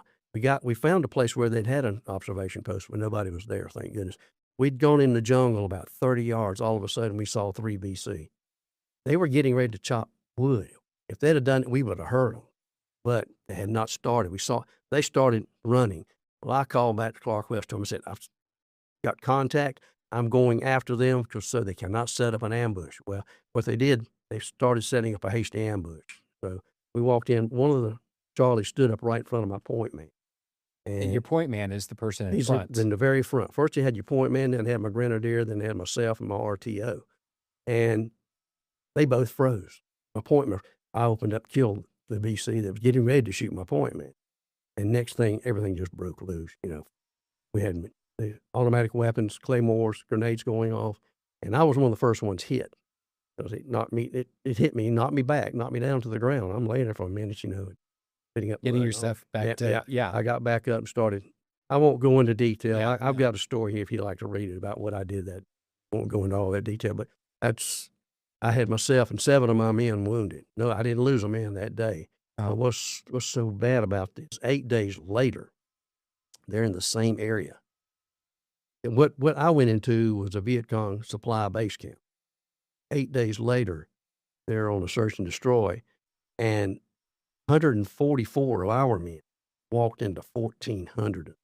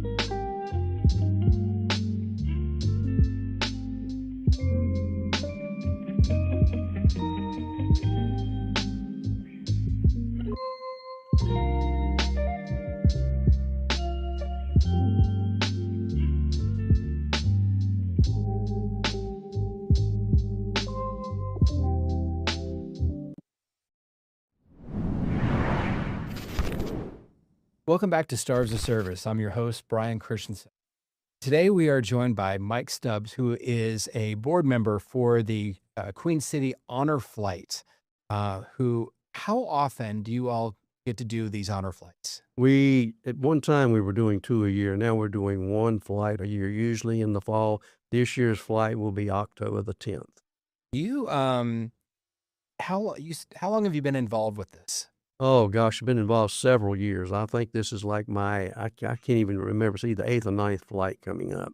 You said 2 things during our last segment that my ears perked up a little bit. You said when you all had gotten to a camp and everyone kind of just began to relax and you looked at the weapons and you were like, we need to clean these up. We need to clean these up and take care of, what we need to before we start. That really hit me because here you are as a board member for the honor flight here in Charlotte. Did you see, have you thought about that as far as the leadership that goes with that? As far as, from back then to now, because you've got quite the resume. Oh, very, very much so, because the reason I love this, when I came home from Vietnam, I actually lost friends because of what I had done in Vietnam. It was just so different for the Vietnam veterans and the Korean veterans, the same way. Right. When we came home, you didn't talk about anything. You didn't tell anybody anything. You didn't even want people to know you'd been in Vietnam because some of the things that were going on, the things that they were saying about people. And it was just, people were almost cruel, just the way they were treating the veterans. You just kept it in sight. Vietnam veterans at that time just did not join these organizations. You didn't feel accepted. And joined the military with the Purple Heart, next thing I know, I'm starting to get involved, and I started doing, we had a commander, he moved to Louisiana. Well, somebody had to take the chapter over, and they said, Mike, you're the one to do it. I said, I don't want to do it. I took it over 15 years ago. And I started doing speeches and presentations, and that's when I started, telling my stories. And What did that do to you, though? Oh, it just released. It took 1,000 pounds off my shoulder. Because I tell veterans, when I do speeches at Memorial Day, I do speeches on Veterans Day, and I have special speeches because I want to talk to the veterans, even on the honor flight, Right. at the Vietnam veterans at the wall. Yeah. I do a speech, a presentation to all, which we're one of the only honor flights that do that. Basically, I didn't say this, but we're not supposed to be really doing that. The understanding we have, but we do it because Right. it is so well accepted and appreciated. Because these veterans need to know they're thanked. No matter what your job, Yeah. you were a truck driver, cook, fly, whatever. So, and a lot of these veterans never had a homecoming, never were really properly welcomed home, were now, did not have the pomp and circumstance of the celebration of, mission complete or whatever the case is. Correct. Let's jump ahead to they're selected. I know it's a selection process for them to get nominated or whatever else to get onto be picked on the honor flight.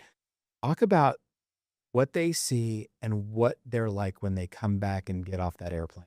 Well, it's incredible because, as you say, the selection, we have a specific order: World War II, Korea, Vietnam, then Desert Storm, Iraq, Afghan veterans.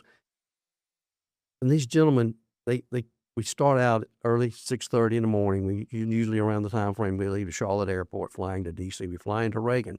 When we get to Reagan, it's pretty quiet going up on the flight, because guys are still wondering what exactly is going to be transpiring here. They don't know each other. Right, they don't know each other, and each veteran has a guardian assigned to them, and we provide the wheelchairs. Anything, if a guardian needs to be pushed in a wheelchair, that guardian pushes him everywhere he needs to go. Right. If he needs a Him follow, and her. right, him or her. A lot of these veterans, they'll have a son or a daughter go. Right. Normally we don't really like spouses because the spouses are usually a little older and so on. So we want someone that can really able-bodied to take care of them. That means if they need a bottle of water, they're supposed to get that and so on. But we give them a little snack in the morning at the airport before we leave, and we get to Reagan International Airport in D.C. and we get off the plane. We're coming into the area. There's a crowd. The West Point. There is actually, former officers that are, most of them look like they're in their 50s and 60s. They're chorus. Right. They're singing all the military branch songs as you're coming in. The crowd is there waiting, so it's a pretty good sized crowd welcoming these fellows as they come through. Then we have 4 buses. And normally the first location we go to is Arlington National Cemetery. And it's so unique because the fellows that get there, and that's when they start finding out that they are appreciated, because when they come through the airport, that's the first time for a lot of these fellows that they have actually, somebody's really, really thanking them for what they've done. Because the Vietnam veterans just felt like, and the Korean veterans, that, what they did, was it right? Yeah. But they find out, yes, you are truly appreciated. But we get to Arlington and we do the wreath laying ceremony there. And the last 2 years, what we did, what is wonderful, is we have 2 wheelchairs. We have 2 of the veterans that are in wheelchairs, myself and an Afghan veteran. We push them to the monument, and we salute and so on. It's really beautiful. What type of feedback do you get back from some of these veterans who have never had any type of official welcome home or any type of celebration for themselves, by their families or units, whatever the case is? They go on an honor flight. They come back probably mentally drained. What's the feedback you get from them? Oh, it's incredible. There's tears in their eyes. I mean, they're so appreciative of what has been done for them that day. I mean, it's such a busy day. And coming back on the flight, to even show more appreciation, we have mail call. That is where every veteran on that flight receives mail from children, from anywhere from high school all the way down to elementary. They do make up cards, give to these veterans, letters, appreciation, things of that sort is given to each veteran. And they don't know that's going to happen. That's so appreciative. But when we get back to Charlotte, what's so beautiful about Charlotte, and we unload in order: World War II, Korea, Vietnam, so on, so on. Right. That's how you leave the plane. And they walk into that concourse. Right. There's seriously probably 2,000 people. Mhm. This is, a lot of them are the families of the veterans. They can sign up to be there welcoming these veterans when they come back. And get past security to get Right. all the way to Well, the we gate. don't worry about the security. Yeah, they have to go on to the website Right. and sign up to be at the airport when the flight returns, so they can get through security without going through all the hassle. But they do have to register Right. to be there for the welcoming. But when you'll see in the video, there's guys just crying. Some of them can't even hardly talk because, I mean, these people are cheering, bagpipes, flags everywhere, and people just welcoming these gentlemen and ladies too. So you've got over 100 veterans Yes. that are part of the honor flight that are actually experiencing this. How many applications, how many submissions do you get from people? That we've got a waiting list. It's incredible, the list. And like I said, we do the specific order. At one time we were trying to make sure it was people that were in country, in like Vietnam, Korea, so on and so on, World War II, and basically try to get the combat veterans. Now, if you were a veteran, please sign up for this. No matter where you were stationed, you deserve this. You did your part for your country. As I stated a little earlier, no matter what your job was, you were a truck driver, you were a supply, you were a clerk. It doesn't matter. You had a job assignment. You did that job. You did it well. You deserve to go on this flight. You've got just over 100 people experiencing this. I mean, I'm speechless anyway because of the emotion that it draws from all of us. But truly, how many? I mean, it's got to be so many more, if not hundreds of other people who are trying to sign up. How great would that be to have a second flight throughout the year again? Oh, it would be wonderful. And as you may not know, this is totally, it's paid for. Yeah. Everything for the veterans paid for. Right. The people taking care of the veterans, their part has to be paid for. Right. This flight cost over $100,000 per flight. Wow. So we're looking for donations from companies, from individuals, anyone. Please, if you're willing to just $10, $100, doesn't matter. Everything is so greatly appreciated to pay for this flight. What's the website? QueenCityHonorFlight.org. Okay. QueenCityHonorFlight.org. And there you will find where to sign or how to sign up, where you can all about the trip and everything. Yes. What else should families of veterans be thinking about when they discover this and realize that their loved one could, be a veteran that will be honored on this flight? Well, I'm hoping the younger ones talk to their family member that's a veteran, especially if they're Vietnam and Korea. World War II, as you know, the numbers, we're losing them every day. Every day. Just for a good example, last year's honor flight, we did not have a single World War II veteran. We've got some we're wanting to go. I think we've going to have a few this year. Right. We've always had some on each flight, but the numbers are dwindling. And if you're a family person and you've got someone in your family that's a member of your family that is a veteran, please go to the Queen City Honor Flight and look at it. Talk to this person. They deserve this. And if they're selected, this is free for them. This is free for the veteran. No cost to the veteran whatsoever.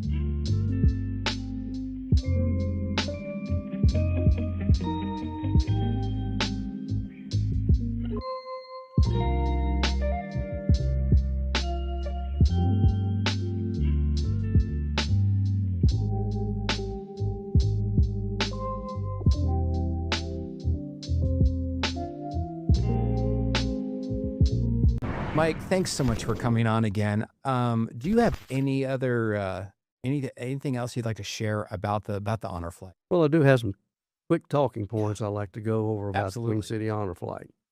Basically, what we're doing is honoring our veterans, preserving their legacy. letting people know what they did. So many people, even family members, don't really know what their family member did in the military. They don't talk about it. And our mission is to provide an all expenses paid trip to Washington, D.C. for veterans to visit the memorials built in their honor. Many of these veterans, especially from Vietnam, Korea, and World War II, never received the recognition they deserved. This was formed in 2017 as a Rotary project along with the Honor Air Honor Flight Network. We're a local Charlotte hub of over 120 independent nonprofit hubs in America that make up the National Honor Flight Network. We charter with American Airlines for a one-day trip up to Washington, D.C., 189 seats on the plane, and normally over 120 veterans, like 50 guardians, and then volunteer staff there. We serve veterans across the Queen City Honor Flight serves veterans across 22 North Carolina counties, including Mecklenburg, Cabarrus, Gaston, Union, Iredell, Rowan, and surrounding communities. Veterans do not have to be combat veterans, but must have a DD-214 to prove that you were in the service, an honorable discharge from service. All veterans are encouraged to apply. However, priority is given to World War II, Korea, Vietnam, and terminally ill veterans. If you're a young veteran and cancer or anything, we will make sure you get on this next flight. Guardians accompany the veterans to ensure their safety throughout the day. They can be family members, but we prefer not spouses or significant others. Right. And there is a cost for the guardians, but the need right now, we know there are thousands of eligible veterans in our area that don't know about this flight. We want to get the word out to them. There's so many that are unaware of the opportunity that exists for them. The impact that this does to a veteran is a life-changing experience for veterans. The emotional healing and recognition they receive, strong community visibility, letting the community know. A lot of people don't realize North Carolina is one of the largest veteran states in the country. Right. It's powerful stories that resonate with employees and customers when they find out about these veterans. Some of the people who employ these people don't even know what they've done. So we want to get the word out. Please, if you're a veteran or if you're a family member, you have a veteran in your family, please talk to that veteran. Please go to queencityhonorflight.org, register. Mike, thank you so much for your service. Thank you for continuing to serve in this capacity, to share something that's so important for veterans and for families and for those who never were really given that welcome home to have that opportunity today. So thank you so much. Thank you. You've been watching Stars of Service. Thank you so much for watching.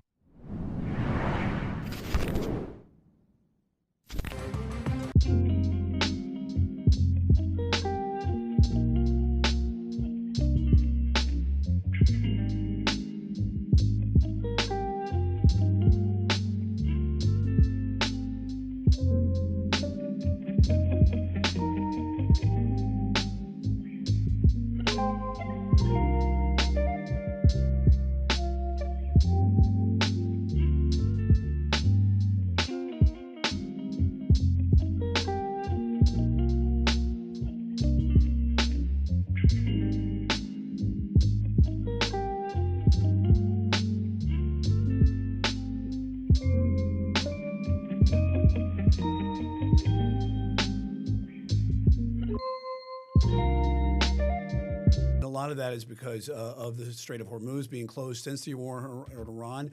President Trump said on Maria Bartiromo in Fox News that he believes that the war will end soon and that talks will continue, hopefully in the next few days. And they're saying that will continue in Pakistan. They really are happy with the Pakistani officials being able to broker the two sides together. Who will be a part of that remains to be seen right now. But that is hope, and it's also giving hope to the markets too, because gas prices and crude oil prices per barrel are down right now, and the markets are up a little bit right now. So, end in sight, possibly. Possibly. Strait of Hormuz is still blockaded by the U.S., but Iran's military guard, they're basically saying at this point that they plan on halting trade in the region if that blockade does persist.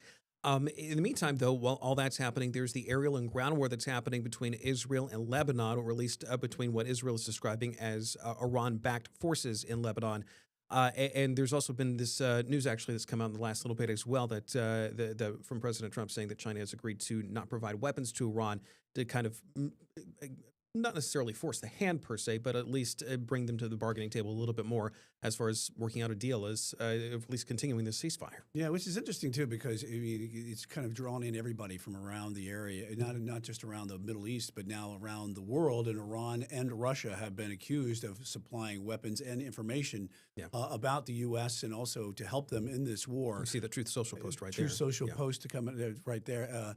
And also, this is coming as the human rights activists, the news agency says at least 1,700 people have been killed, including 254 children in Iran as of today. Lebanon says 2,100 people have been killed there. So with this hopefully coming to an end, that is the hopes moving forward, because we have seen gas prices, which is what Americans are talking about right now, consumers, because that's where it's affecting them the most. They're coming down. Yes.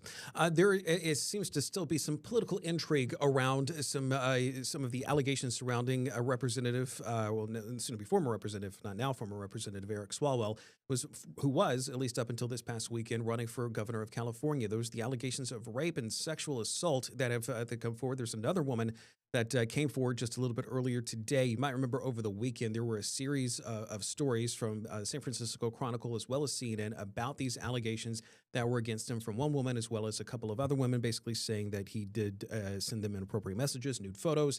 But there's a new set of allegations that came out today from a woman who said an assault occurred at a hotel in California in 2018. And we do have some sound from her. We're going to take a listen to that. She said in this incident, she believed that she was drugged. I arrived at his hotel room. I was already incapacitated and I couldn't move my arms or my body. He raped me and he choked me. So that is that woman with the latest allegations as well. And again, we need to mention here, since that initial allegation, there were those other women that have come forward alleging at least some sort of inappropriate conduct. There's also allegations of sexual, or at least an investigation into sexual misconduct as well against Eric Swalwell as well. And Swalwell was the favorite to win the California governor's race. And now he's denying all the allegations. And he's denying all the allegations against him, and who will fight this.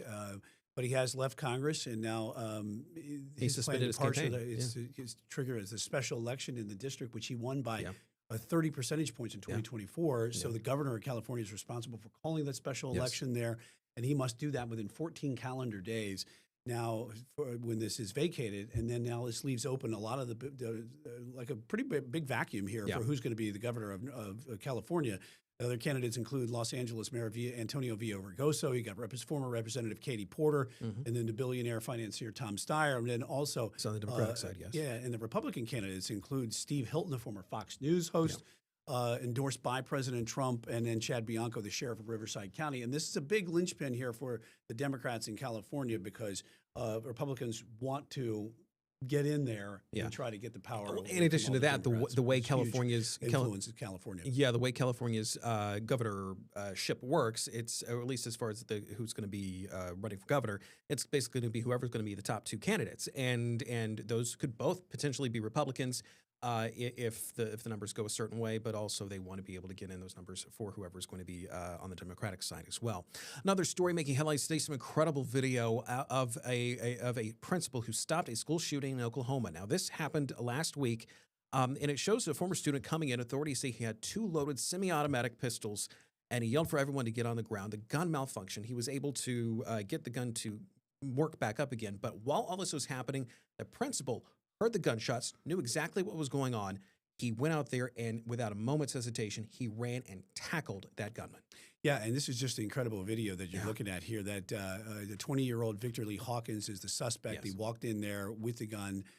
He was ready to fire, and then he hides behind as he's trying to load, as you see here. But the principal, and this is what is really being hailed as hero, is the principal here, who as soon as he walked outside, he saw what was happening, and he jumped right into action. And a lot of people are sitting there talking about, obviously, what happened with Uvalde, Texas, where the authorities there have been widely reported to not act in a proper amount of time. So this principal here saved lives. and what his actions were and how he just jumped in right away to subdue the shooter. The principal's name is Kirk Moore. He was taken to the hospital. He was shot in his leg during all this, but he was able to subdue the gunman, Victor Hawkins. He is now out of hospital recovering. He's being called a hero, at least in this circumstance, and it does qualify. But the whole incident itself, it's got to traumatize some people in there, because there were some people that were in that right around the school's main entrance while all this was going on. And it's quite a struggle, as you can see, how he just immediately knows to go to grab him and then get on top of him, hold that arm and the gun down and get it away from him. And he's very lucky himself that he was not hurt in that regard. There's a big story around here that we've been talking about, quite a viral video here in Charlotte, Derek, and that is of the horse that was a rider was riding in Uptown, fell off, and then all of a sudden ran into Uptown traffic and then got hit by a car. And there's been a lot of stuff going back and forth as far as with Stormy, the horse, as the person who was on that horse is actually speaking out right now in a report with our reporter David Schumann last night. Yes, we were able to get a little bit. It was just, hey, this is me and my horse. Like, I'm a freestyle horse rider. Like, it's peace and love for me. This is my passion. Do you ride a lot in Uptown? I ride a lot everywhere. I've been riding horses 10 plus years, so this is not new to me. It's just a mistake happened. My foot wasn't planted properly. She's well trained and broke for the environment that she was in. Now, that video, by the way, has been viewed millions of times of the horse actually getting hit. It's led to a lot of people. We've heard from a lot of people in regards to some of their comments believing that the horse suffered some type of abuse. Also, that we should mention here, Stormy, though, at least according to that owner, whose name is Alfonso, only suffered some scrapes and scratches. You might also see that Alfonso is not identifying themselves as far as showing their face. That is because he is saying that he's facing some charges. Or at least a citation in regards to what had happened. He also said that the two people that were arrested in connection with this, the twin brothers that we've been telling you about, he says the direct statement here was that some bystanders invaded Stormy's space, were getting aggressive, and that's when the twin brothers stepped in. The twins are the ones that were arrested and charged with disorderly conduct and resisting an officer.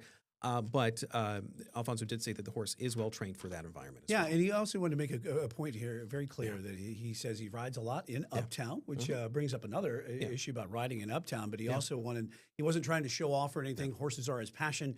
He says, this is me and my horse is Stormy, and I'm a freestyle horse rider. And he is a peace, and he wants peace and love and a lot of passion. So going forward. So we'll see where his story goes. So you want to know what the other big story is here in Charlotte? That's the Hornets, right? Yeah. How about that game last night? Some of you who might have been watching on Prime last night might have seen this on your screen. Drove me crazy. Yes, this is producer and director Austin McCollum just saying that. There were some technical difficulties last night during the game. Right toward the end. Right towards the end, and right towards the nail biter of the whole entire game. We should mention, though, that the game, it was fantastic. And won last night. The Hornets won last night against the 127-126. But there's also this other kind of piece of stuff that's kind of related in with LaMelo Ball and Bam with the Miami Heat to that second quarter injury and the speculation that LaMelo Ball actually tripped him. He says it's an accident. Well, it certainly looked from the video that he did trip them intentionally. What happens with the NBA? They're going to investigate this and whether they hold him out. That would be the big story, to hold him out of the next playoff game. If that were to happen, you would have holy hell be raised on the NBA, and definitely from all the Hornets fans and a lot of people around the NBA. But LaMelo says, I didn't know what happened, but it was obvious. But getting back, Miami's coach said he should have been ejected. Should have been ejected he was from the fired game. up. Yeah, Eric Spoelstra was certainly fired up about this. I don't think he. I don't know. I watched it a bunch last night. And there he is punching Hugo as well. Yeah. Oh my God, that was so funny. Hugo's going to be in concussion protocol going into Friday, but I don't think he pulled his ankle. I think it was one of those motions, and I wish we could show the clip. And obviously, let's focus on something else here, and that is the Hornets won this game. It was a tremendous thriller. We had this on Queen City News at 10 last night between the CSL group and Caroline Boyer. We were live at the stadium, and we were going on live on the air as it was happening. And then we went back to had to go to Caroline seconds before we went to overtime. Then we came back to when they won it in overtime. It was just such a thrilling moment there. So the winner of Orlando and Philadelphia. We play the winner of them Friday in one of those The two loser. places. We play the loser. We play the loser. Yes. Yes, but if you were watching on Amazon Prime last night, you saw that message. That's right there on your screen, and that's something that that is kind of the thing that has been happening, for lack of better words. When there have been some live events people want to watch, a lot of people want to watch. That's the streaming nature right That's now. the streaming That's nature the right big, now. So that's good. you know, Good. the Yes. growth issues about when you have too much streaming and then all of a sudden it goes down. Yeah, because we've seen that with Netflix. I think with like it was like a Love Is Blind live thing, or that they had a while back, and no one was really able to watch it. And this is also kind of the similar circumstance too. Love was truly blind with that issue, right? Meteorologist Andrew. Right. Let's get a check on your weather on this Wednesday. It's been feeling awfully good out there. 86 degrees, as you can see, and heat record possibly. Hey, See, maybe nothing ever goes wrong. Maybe We just had a streaming issue. Yeah, maybe the heat kind of affecting that camera there. But as you can see, things are looking very awesome out there. Meteorologist Andrew Bradman here with a look at that forecast. And what can we expect? Oh, well, we can expect some possible records today. I mean, we're flirting with the record high for today. Not sure if we're going to be able to take it, all the way out here as we get to 89 degrees, but right around it, 88. Southwesterly winds, dry conditions, though. You notice the dew point still in the middle 40s. That has been the one saving grace in terms of unbearable heat conditions for the middle of April here across the Carolinas. The humidities continue to remain low. Very, very dry. Obviously, bad news for the drought conditions, but already up to 91 in Sharon, 90 in Wadesboro, 90 in Albemarle. Kind of almost like a desert southwest type of feel here across the Carolinas. If we're going to be this warm, I'll take that at least here versus feels like temperatures that could have been in the mid-90s. Pinpoint satellites, quiet radar looking good here. We zoom out, we go wide. A little bit of cloud cover off to our west, but we have got the southeast ridge pumping here across the region, keeping our temperatures very, very warm. High temperatures over the next 7 days, staying very toasty. But then you notice the cool down on the way as we get to early next week. You want some cooler weather? That is on the way. Rain chances, they stay very low here. The only chance of some showers is going to be once we get to your Sunday here with the frontal boundary that's moving through. But we need the rainfall. It's been so dry here across the Carolinas, but just no real relief. Still, as we look through the next 7 days, hardly any rainfall, even with those possible showers here on the way for your Sunday. Futurecast rolling here as we go through tonight into your Thursday morning here. Mostly clear skies, temperatures dipping down into the lower 60s as we keep moving forward. Mostly clear weather as we head to the afternoon. See those temperatures heading up into the upper 80s once again. Staying warm out there across the Carolinas heading into your Thursday night. Partly cloudy skies. It tries to show us a little bit of cloud cover here on your Friday. For the most part, we stay dry. There's just too much dry air around across the Carolinas. Another dry and very warm day ahead as we head up into the mid and upper 80s. So before the Oscar playing us out here gets to me, let's go to your Pinpoint 7-day forecast here. We have got some great weather ahead. I'm sure why the Charlotte FC thing is on there. Anyway, no Charlotte FC match tomorrow. Please forgive me there. And we've got warm temperatures and then cooling off as we head into early next week. I love But 91, 90, 91. Oof. Forget spring. We went right to summer, didn't we? Yes, we are. Pretty much. Yeah. Hey, do you know what looks maxing is there, Derek? I've heard of it. I have a rough idea you been doing that, as to Derek? what if it is. I mean, I've been working out lately, but that's pretty much about it. But it's all natural stuff. I haven't He's been just a taking natural I looks literally, maxer. Derek looks like a looks maxer. I literally, I have not been, shall we say, taking a hammer to my nose or anything like that, like this guy has. Yes. Well, this guy, we're going to talk about him coming up in just a little bit, who is doing something live streaming as we're talking about that again. And we'll have more on his story coming up. You're watching Queen City News Plus Live. And it's an interesting one.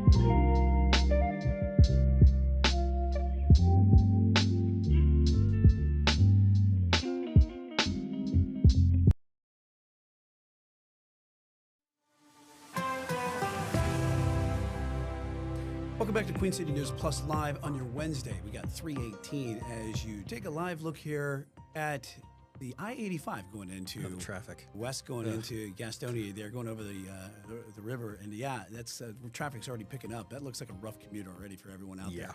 As we are also approaching very hot temperatures here in the 80s. Enjoy that. Not so much enjoyment out there in Omaha, Nebraska, as this really disturbing story that we've seen here, Derek, from a woman who was trying to kidnap a 3-year-old boy. Yes, this happened yesterday. It resulted in an officer-involved shooting, as you can see from that body camera image shot that was taken there. This happened yesterday in Omaha. There was police say they got a call about a woman with a large knife and with a young child at a Walmart store. Now, police responded. They approached the woman, her name, by the way, Nomi Guzman, as she was standing by at a shopping cart, made multiple threats of the knife, and she eventually started cutting the child that was actually in that buggy that you see there. And that is when officers shot Guzman. Now, while all this was happening, that child, by the way, the child's guardian was able to get the child, was able to take him away, only had some minor injuries. The woman, however, Guzman, she did die at the scene. Investigators say during all this, apparently there was the knife had been shoplifted.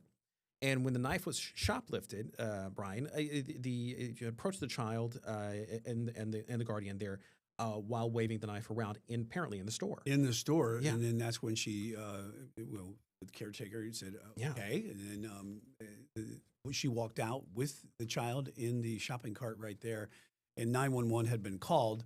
And boy, those are very frightening scenes right there. And the child is going to have what we understand is going to be quite the scar on their face, but certainly a very disturbing story. Yeah, one of the extra aspects that came out of this, I was actually looking at some of the social media comments that were on that post from Omaha Police, and they did note, and some people did know that hey, she had been involved in some other similar activities before, or at least had some mental health concerns, but it's kind of still a very much of a thing of people still trying to figure out exactly what the motive was behind that, and there's a belief that that might have been it. Scandal we're following right now in the NFL world right now, and that is involving Diana Rossini, the athletic reporter, former ESPN reporter, and the Patriots head coach, Mike Vrabel. Diana Rossini has now resigned amid this investigation of that they've seen in a lot of pictures that surfaced a few weeks ago that they were holding hands or they were just seen in a pool in Arizona at a retreat. Both people have denied there's any kind of wrongdoing. Yeah, it was NFL owners retreat that was that had been there a few weeks ago. And New York Post had apparently posted these pictures, very up close pictures of them holding hands. Now, there are allegations that there is something extramarital that's happening there because both are married to other people. Both are married to other people. And in a statement on social media, Rossini called the attention, calls, in a direct quote here, self-feeding speculation that is simply unmoored by the facts. Vrabel is also saying that the photos are of a completely innocent interaction and suggesting otherwise is laughable. They're both denying any wrongdoing or anything scandalous, at least in this circumstance. They were just holding hands. But it has forced Rossini, because of the attention that has been getting, for her to resign. Yeah, The Athletic launched an investigation into this, and then subsequently she has resigned. She's a 43-year-old NFL insider. She was seen hugging and lounging at the poolside, laughing at this getaway here. And then the question is also about Vrabel. Will there be any more fallout with him, with the Patriots because of this? But he has said, no, there's nothing to this. He says these photos show completely innocent interaction, and any suggestion otherwise is laughable, and this doesn't deserve any further response. Meanwhile, a lot of people are saying that that's just not the case. And also Rossini's podcast, Scoop City, has now been dropped. Yes, because it was an Atlantic podcast, if I'm not mistaken, as well. And I think the Atlantic did say that even despite her leaving, there's still an investigation into kind of whether or not there was any potential conflict of interest or any potential wrongdoing that may have been happening there. we'll let you know what comes out of that. There's also this story about this influencer, this 20-year-old guy who's known as Clavicular on social media. His real name, by the way, is Braden Peters. He apparently, if you are of a certain generation, or if you have kids who are of a certain generation, particularly young boys, young men, they might know who this guy is. Well, apparently, he does a lot of streaming online, and apparently last night while he was streaming, he overdosed, according to multiple sources that are out there, including some of the people that were actually with him. He chronicles his life on the live stream, and this adds on top of a lot of things that he has made headlines for lately. But as you can see, that's him basically being dragged out to a car that eventually took him to the hospital. Yeah, this is at a Miami mall and restaurant. They were live streaming when this all began. He began exhibiting slurred speech as he continued this stream, and then was taken to the hospital. And then he just posted here, as you can say, he said, "Just got home. That was brutal. All of the substances are just a cope to try and feel neurotypical while being in public. But obviously, this isn't a real solution. The worst part of tonight was my face descending from the life support mask." So, keep in mind, Mr. Peters, Clavicular, whatever you want to call him, whatever you want to call him, he is admits to being autistic. In addition to that, he has admitted to past drug use, including meth, in an effort to, shall we say, perfect his body. Because one of the things that he likes to talk about is something called, and I quote, looks maxing, which is basically perfecting his look in any way, shape, or form. He has admitted to using a hammer on his nose and in addition to that, he's also been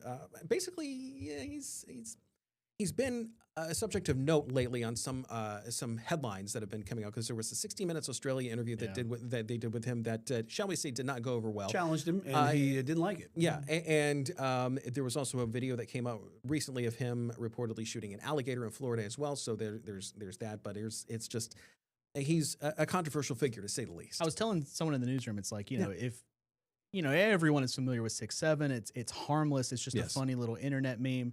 Looks maxing, mogging, whatever, aura farming. Like a lot of these terms really came into prominence this year, and especially with this guy, Clavicular, and several other people who stream on Kick. It's all about this ideal male look, the chiseled jaw, the muscles. I mean, if the phrase mogging ASU frat leader comes to mind, one, you probably spend too much time online.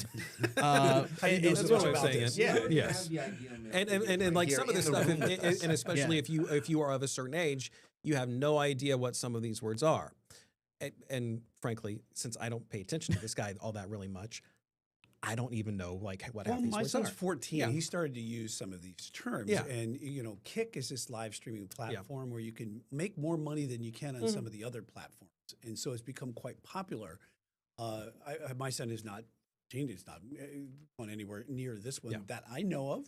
But certainly it has been very controversial, and, especially with this influencer, particularly, and especially with some of the things that he's doing in checkered past. Coming up, we do have one more thing to get to. It's the Rock and Roll Hall of Fame inductees, the list of who's on and who's not, actually, oddly enough, too. It's a great story. list. Coming up next. Yes, this is Queen City News Plus Live.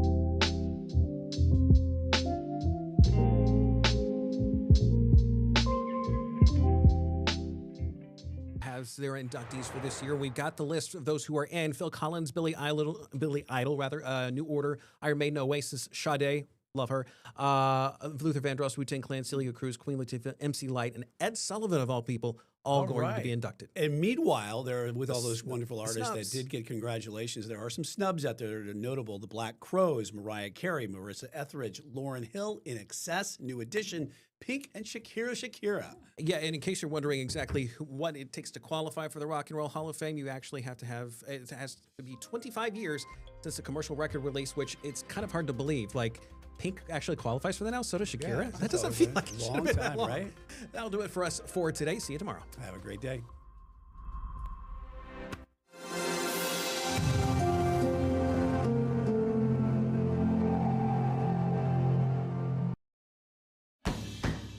Yeah, that's one way to lose your baby teeth. Put your kids in sports, gosh. and they'll be gone.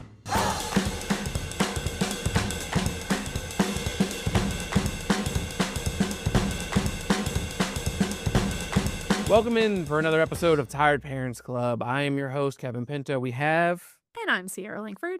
Perfect. This is a place we can share, laugh, vent, talk about the ups and downs of raising the littlest versions of ourselves. Today, what are we talking about, Sierra? Well, it's springtime, and many parents are getting their children, whether you have elementary, middle school, high school, even college, they're getting them into spring sports. Woo, sports. Yes, and we're specifically talking about the dark side of sports. Bum, bum, bum. Injuries. It's injuries. So we grew up playing sports. I grew up probably playing sports longer than you. What sports did you end up playing when you were growing up? So growing up, I actually played softball. I did it in elementary school and I did it in middle school, and I kind of had to stop around 8th grade because the ball got too fast for me, Kevin. And I think that happens to us eventually. I played baseball, right? So I was able to keep up until about college. I played like maybe a little bit of a year. Okay, much farther than I got. But it hits us eventually, I think, unless you're as dedicated as some of those other guys were. We probably weren't as dedicated. I think that's the biggest problem. No, I think there's like a wall, like especially I don't know. I feel like you either have it or you don't in baseball or softball. And I definitely got to a point where I'm like, the ball just right by me, could barely see it. It was already in the catcher's mitt. I didn't even realize it was passing me. I was like, it's time for me to step away. That's it. Yeah, no, I mean, I followed it pretty well. It definitely just slowed down. And it's time to retire. And mine was college. What kind of injuries did you see? The injuries that I see, man. So mine were usually ankles. We had ankles getting twisted up or whatever, and then I played basketball a lot too. Oh, terrible basketball player. Obviously, I was center. Now I'm 5'8", guys, and back then I was not 5'8". I was like 1'2" or something. Anyway, so but trying to go for rebounds, I would jam my middle finger all the time. And there was one time where I got shoved underneath, and the ball hit my mouth. My teeth came out. Yeah, so I lost a couple of teeth. How many teeth we talking? I don't know. There was on the ground. I was on the ground. Teeth were everywhere. I don't remember. My goodness. Yeah, I don't think it hurt that much. Was this your baby teeth? Yeah, baby teeth. Oh, thank goodness. Yeah. No, all of my other teeth came back. That's fine. So yeah, that's one way to lose your baby teeth. Put your kids in sports, and they'll be gone. Oh gosh, stop. I'm just picturing it. It's ooh. So most of my injuries weren't bad. I never had broken bones. Just like small, like little tendon stuff or whatever, I guess. I'm not a doctor. I don't know what it all means, but we have a doctor on in a little bit to talk about it. Yes. Is there a sport that you really don't? Because we have what, 3-year-old and a 1-year-old. Yes. What sport don't you want your kid to play because you're so concerned about injuries? Well, don't come for me, guys. Football. I'm very worried about football. Now, if he comes to me and he's like, "Mom, please, I really want to play football," it's going to be such a difficult conversation because I'm going to be that mom that's so worried. I'm going to be so worried about him. But you learn so many good lessons from. There's family. Because it's such a contact sport. It's such a contact sport. So that's probably the number one. The number one, as a mom of a boy, that's probably the number one sport that if he really wanted to do, I would be worried about. Worried about him. What do you want him to play then? What do I want to play? Well, my husband grew up playing soccer. So we're not going to force him into soccer. I definitely don't want to force him into anything he doesn't want to do. But we're hoping he expressed interest in soccer and likes it. Because that's my husband. was a soccer player growing up. So we're gonna try that and see where it goes. But you know, baseball maybe, basketball. There's various sports out there. Yes. Well, I have a little girl, so Yeah. if she wants to play football, I guess she can play football. She can do whatever She she can be the wants. kicker. That's right. Lila, I support. No, I want her to be the quarterback, or a lineman or something. No, I think softball would be great. I would love for her to play softball. I also want to be entertained. I want her to be in a sport that I'm gonna be able to Oh, get it's about into. you, huh? It is a little bit about me for sure. This is mainly about me, Lila. And we're gonna train you to be a star. I wanted to name her Shaq actually, because every Shaq has become famous and a great sports player of some sort. Oh, okay. You haven't there's no Shaq that I've met that does like that works at a library or something. No, Shaq is a name that plays sports. Uh, but anyways, no, softball would be great. Gymnastics is cool. I've covered gymnastics. Okay. The vibe is fun. Everyone's clapping and cheering. Yes. There's probably a lot of injuries that come with gymnastics. Yes, I would imagine so. Yeah, because there's this It looks spinning stuff. very difficult. You have to be very strong. Yeah, but that's her problem. Good So I want to make sure good she's not hurt. balance. Exactly. All the things that my wife did not give in the traits, in the genes, if you will. But I was more balanced. Yes, I'm gonna talk about Jenna. She also knows that Poor she's Jenna, she's not here to defend herself. that's what this show is about. To pick on our spouses as well. Tired husband. No, my wife is amazing. Shout out to her. I Did think- she? Do you know if she experienced any injuries What growing did up? she do? I think she did a little bit of softball and some basketball. I imagine she got hurt a lot. Again, this whole lack of balance thing. She's definitely probably got hurt. Killing me. No. Well, all right. So softball, gymnastics, that's kind of what I'm looking for. I'm not really concerned about injuries. She already falls a lot, so we're just toughening her up. Yeah, we definitely got lucky in the injury department in the sports we played growing up. The teeth though, I think you win with that one, Kevin. Losing teeth, big deal. Whatever. They grow back. They grow back. All right. So we're gonna take a quick break. When we come back, we're gonna have Dr. Tallarico tell us about sports injuries, how to prevent them, why they hurt so bad, I don't know, stuff like that. So we'll be right back.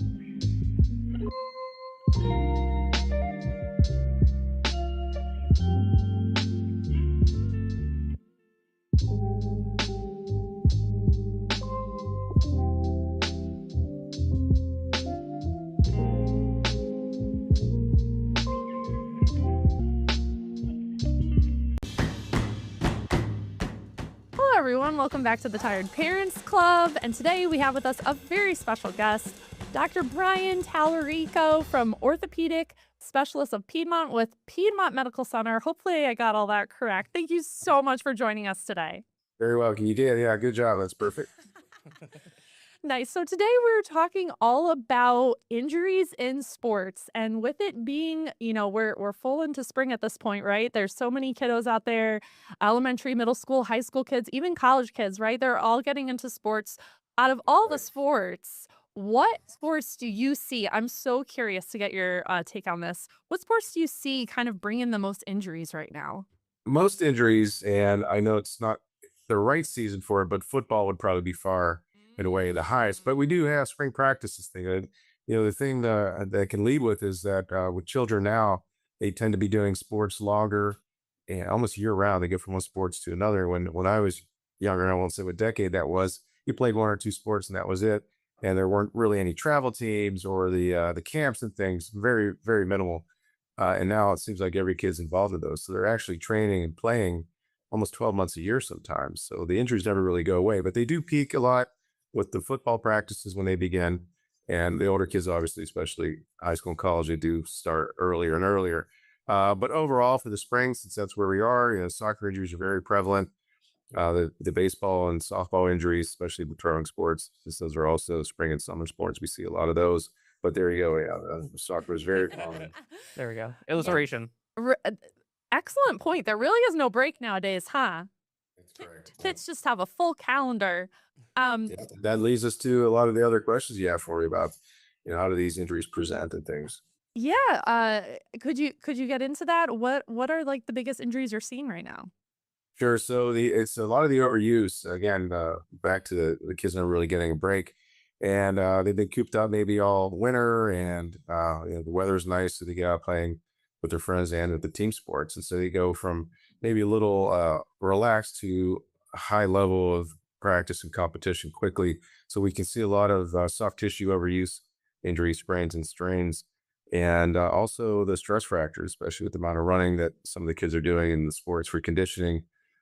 Track and things like that. If they weren't running all year round, they go suddenly to intensity of the running or duration of the running, and we worry about foot and other types of stress fractures. So, but a lot of the musculoskeletal stuff is the soft tissue injuries from a sudden increase in the amount of exposure or practice. So yeah, no, when I was younger, I played a lot of baseball. I played basketball around this time because basketball you could play on both seasons, which was nice. So yeah, I used to like twist my ankle all the time. It's just common All the injuries like time. that. Wow. All the time. Because I used to like to steal, and I would do actually the worst one was I slid my foot under a bag. I got caught into the bag and I kept rolling over it. And then I was a catcher too, so I still had to catch. Right. Yeah, those base running, base sliding injuries are some of the more common ones with baseball and softball for sure. Yeah, I started to slide in head first after a while. And I liked getting dirty, so as a catcher, that was just kind of the thing. Yeah. Start using your head. That's smart. Exactly. See, there you go. Do you guys see when families come in with their children with these injuries, do you find that parents are taking their kids in right away, or sometimes maybe they're waiting a bit to see like, is this serious? And then they're coming in maybe a few days later and realizing, oh gosh, this is worse than we thought. I think that in the last few years, there's been an uptick in amount of urgent evaluations by orthopedic surgeons in general with athletes. Just because I think of the social media, the exposure. Let's be honest, WebMD, everybody has a doctor in their pocket with their phone. So if a kid is limping or he has a swollen knee, they automatically get in. So there's a little bit of a panic. I'm a parent too. I have 3 kids, all of them played sports. So I get it. I was more of the just put some ice on, rub some dirt, and it'll be fine. Or it's just because of how I was raised and being an orthopedic surgeon. But there was a little bit of anxiety sometimes when your kid's hurt. And so they just wanted to get it looked at. So we do see a lot of injuries. I saw probably 3 or 4 young kids this morning already, under 12 for injuries, some of which due to sports. So they do get in pretty quick because they're worried about whether they'll be able to practice, whether they want to play, or everybody's the next Nolan Ryan or the next Kobe Bryant. So they're worried about their competition level. So they want to make sure nothing's wrong, which is totally fine. I get it. So we're more than happy to see them. That's good to hear. That's a relief. Gotcha. I guess is there so if kids are getting hurt right at this young age or whatever. Are they more susceptible to long-term effects? I guess because they're still continuing to grow, right? So obviously, like in football, concussions could probably hurt development, or what are some other injuries that could be Absolutely. worse? It's an excellent question. And, I try to convey my advice, my thoughts to parents that come in about the overwhelming amount of sports that some of these kids are playing. And the frequent flyers I see, the ones that come in with injuries almost every year, I really do worry about that because there is a downstream effect of chronic injury, even if it's sprain, strain, soft tissue stuff. And then, of course, you're a baseball player talking about the little leaguer's elbow and the pitcher's shoulder and things like that. Those can be very bad actors. The league menace injury, the elbow for these kids that are pitching. I don't know what the pitch counts are up to now for a game, but they're trying to do a better job now than even 10 or 15 years ago, eliminating these kids, especially with the throwing. But you're right, multiple concussions at a young age, those kids, obviously, you need to really look long and hard at keeping them out of contact sports. It's a very unfortunate thing, but it is very scary, especially with CTE development later on in life, things like that. And that's something that kids aren't thinking about. I didn't think about that. Obviously, my pitch count. I just wanted to throw if I could. Hey, I guess I never really thought about that. When we were younger, they probably didn't care about pitch counts. I was just such saying, no, it wasn't. I think that wasn't a thing probably till the 2000s, maybe even later. It's just you threw, and if your elbow is sore, you got a bad guy saw it. So, but the good news is that they are looking at that more closely than ever before. So it does. I would say the amount of those types of throwing injuries that I see are actually going down compared to even 10, 15 years ago. Crazy, yeah. Because we were talking about also like, what would we have young kids? So where I have a 1-year-old, three-year-old. 3-year-old, so they're not very involved yet. But I'm like, what sport do I want them to play in? I don't know. Is that them? They're gonna choose what sport they want to play. I'm hoping I've it's been not. asked that before, and I like all sports, and I've played a lot of them. And but boy, baseball's tough to beat as far as it's just a great sport all around. Basketball too. Basketball you can play with one person or 10 people. That's what I've told my son all along. So those sports are great. You do have physicality, but it's not as contact. Now, if the kid loves football, it's really hard to keep him out of it. But there are certain inherent risks you take with hockey and football, especially with the contact and the head injuries and higher energy stuff, the knee ligament injuries and ankle, and there's some bad things that can happen. We all know that. You just hope that there's a little bit of luck involved too. I think to make it through a whole adolescent career without an injury playing the contact sports. Yeah, and I have a little girl, so I don't know what we're gonna get into. Hopefully it's softball or some gymnastics or something. I really don't want to do dancing or anything like that. Hey. Gymnastics. I had a gymnast in gymnastics. That's underrated for a contact sport. That's a serious sport, and what those kids go through with the training and the overuse injuries, that is a real sport. Don't kid yourself about that. No, for sure. But at least as an adult having to watch it, I'd be entertained a little bit more. And plus, the vibe is actually really cool. I've covered gymnastics before. Everyone's so supportive and lots of cheering and stuff, and it's great. No, it is. It's in a great environment. It really is. I didn't know much about it until my one daughter started doing it. Surprising. We always joke around in my family because we have a little boy, and I've always said if he comes home and wants to play football, I'm always gonna hate me because I'm going to be like, no, please don't play football, for just like the concerns that come with it. But yeah, we'll tackle that when the time comes. Yeah, when we get there, right? Unintended. Yeah. Yeah, exactly. Right. I totally meant to do that. Totally meant to do that. When it comes to recovery from injuries, I'm sure depending on the extent of the injury and where the injury is located, it may take longer to recover than others. In your profession, what do you see? What are some of the most difficult injuries that, take a really long time to recover from? A lot of the fractures, we do see fractures from the actual sports, but we also see them outside of sports, and then they'll come in and ask how long we have to wait to send my kid back to practice. And it's a really tough sell. You can see it in their eyes. You tell them this is probably 6 to 8 weeks, and they blink.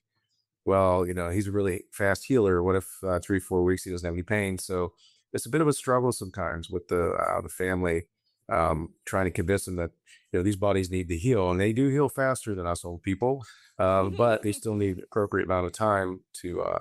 Mother Nature's Mother Nature, physiology is physiology. So to heal fractures or with torn ligaments or pulled muscles, it does take some time. And it's common sense. If you go back before you're healed, you're probably going to have a recurrence of the same injury or start from square one, because that's how I try to sell it.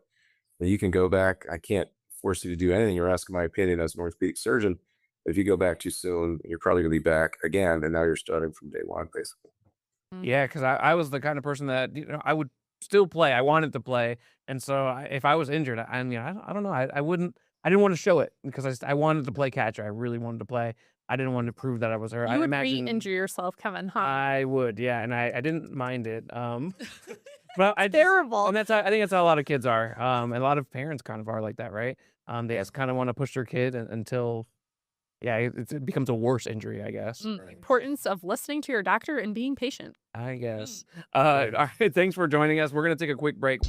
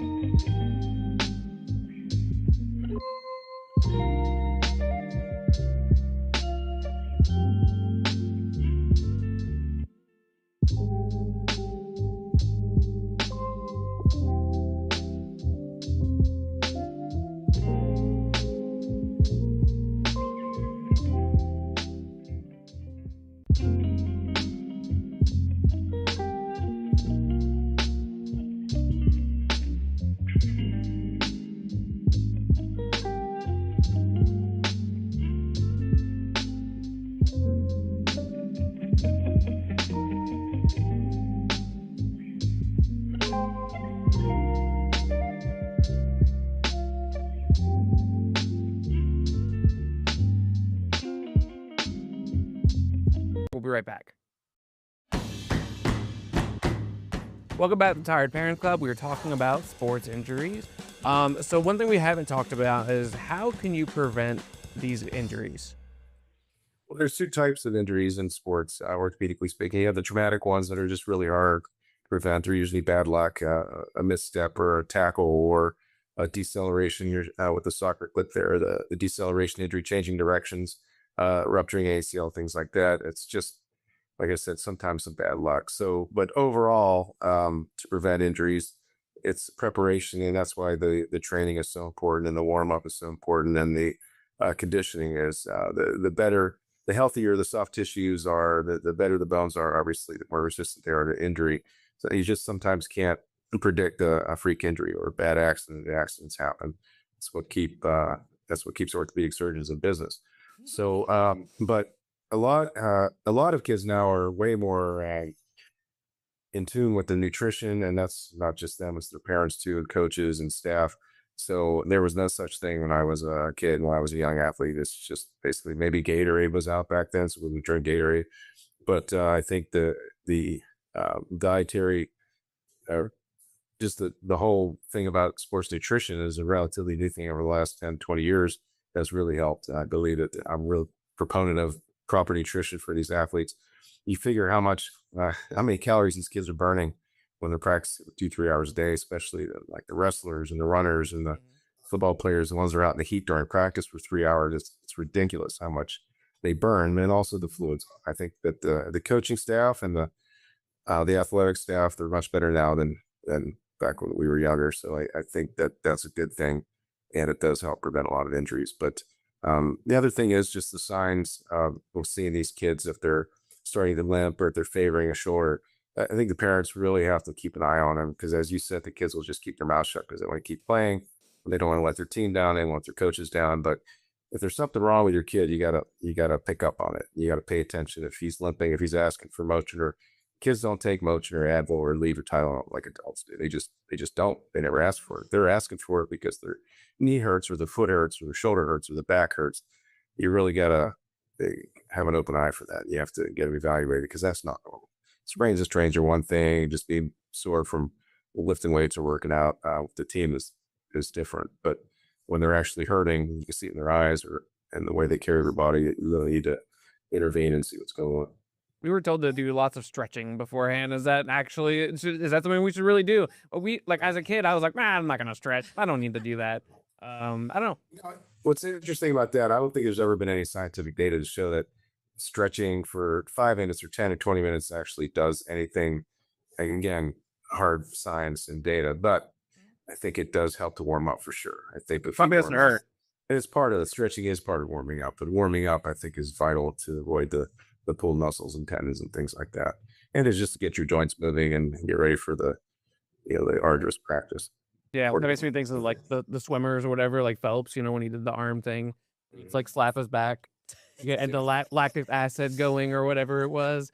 Yeah, I mean, I did that only seeing him do that, and I would play baseball, and I'm like, does that really do anything for me as a baseball player? Whatever, I'll still do it. It made me feel loose. That's all that mattered. I think as a pitcher, for sure, obviously throwing that hard, I think warming up slowly and warming up the joints and ligaments and muscles for sure. Okay. I have a random question. When a hyperextension happens, what can you explain what exactly that is and how that can occur when kids are playing sports? Because growing up, I had several classmates and friends that extension hyperextended their foot or their leg, and can you just explain to our viewers what exactly that is and Sure. how Typically, the two joints that would be prone to hyperextension injury the most would be the knee and the elbow. Because the elbow is more of a true hinge joint than the knee. The knee is not a true hinge joint, but as we know, it goes straight and it flexes. Flexion is when you bend your knee.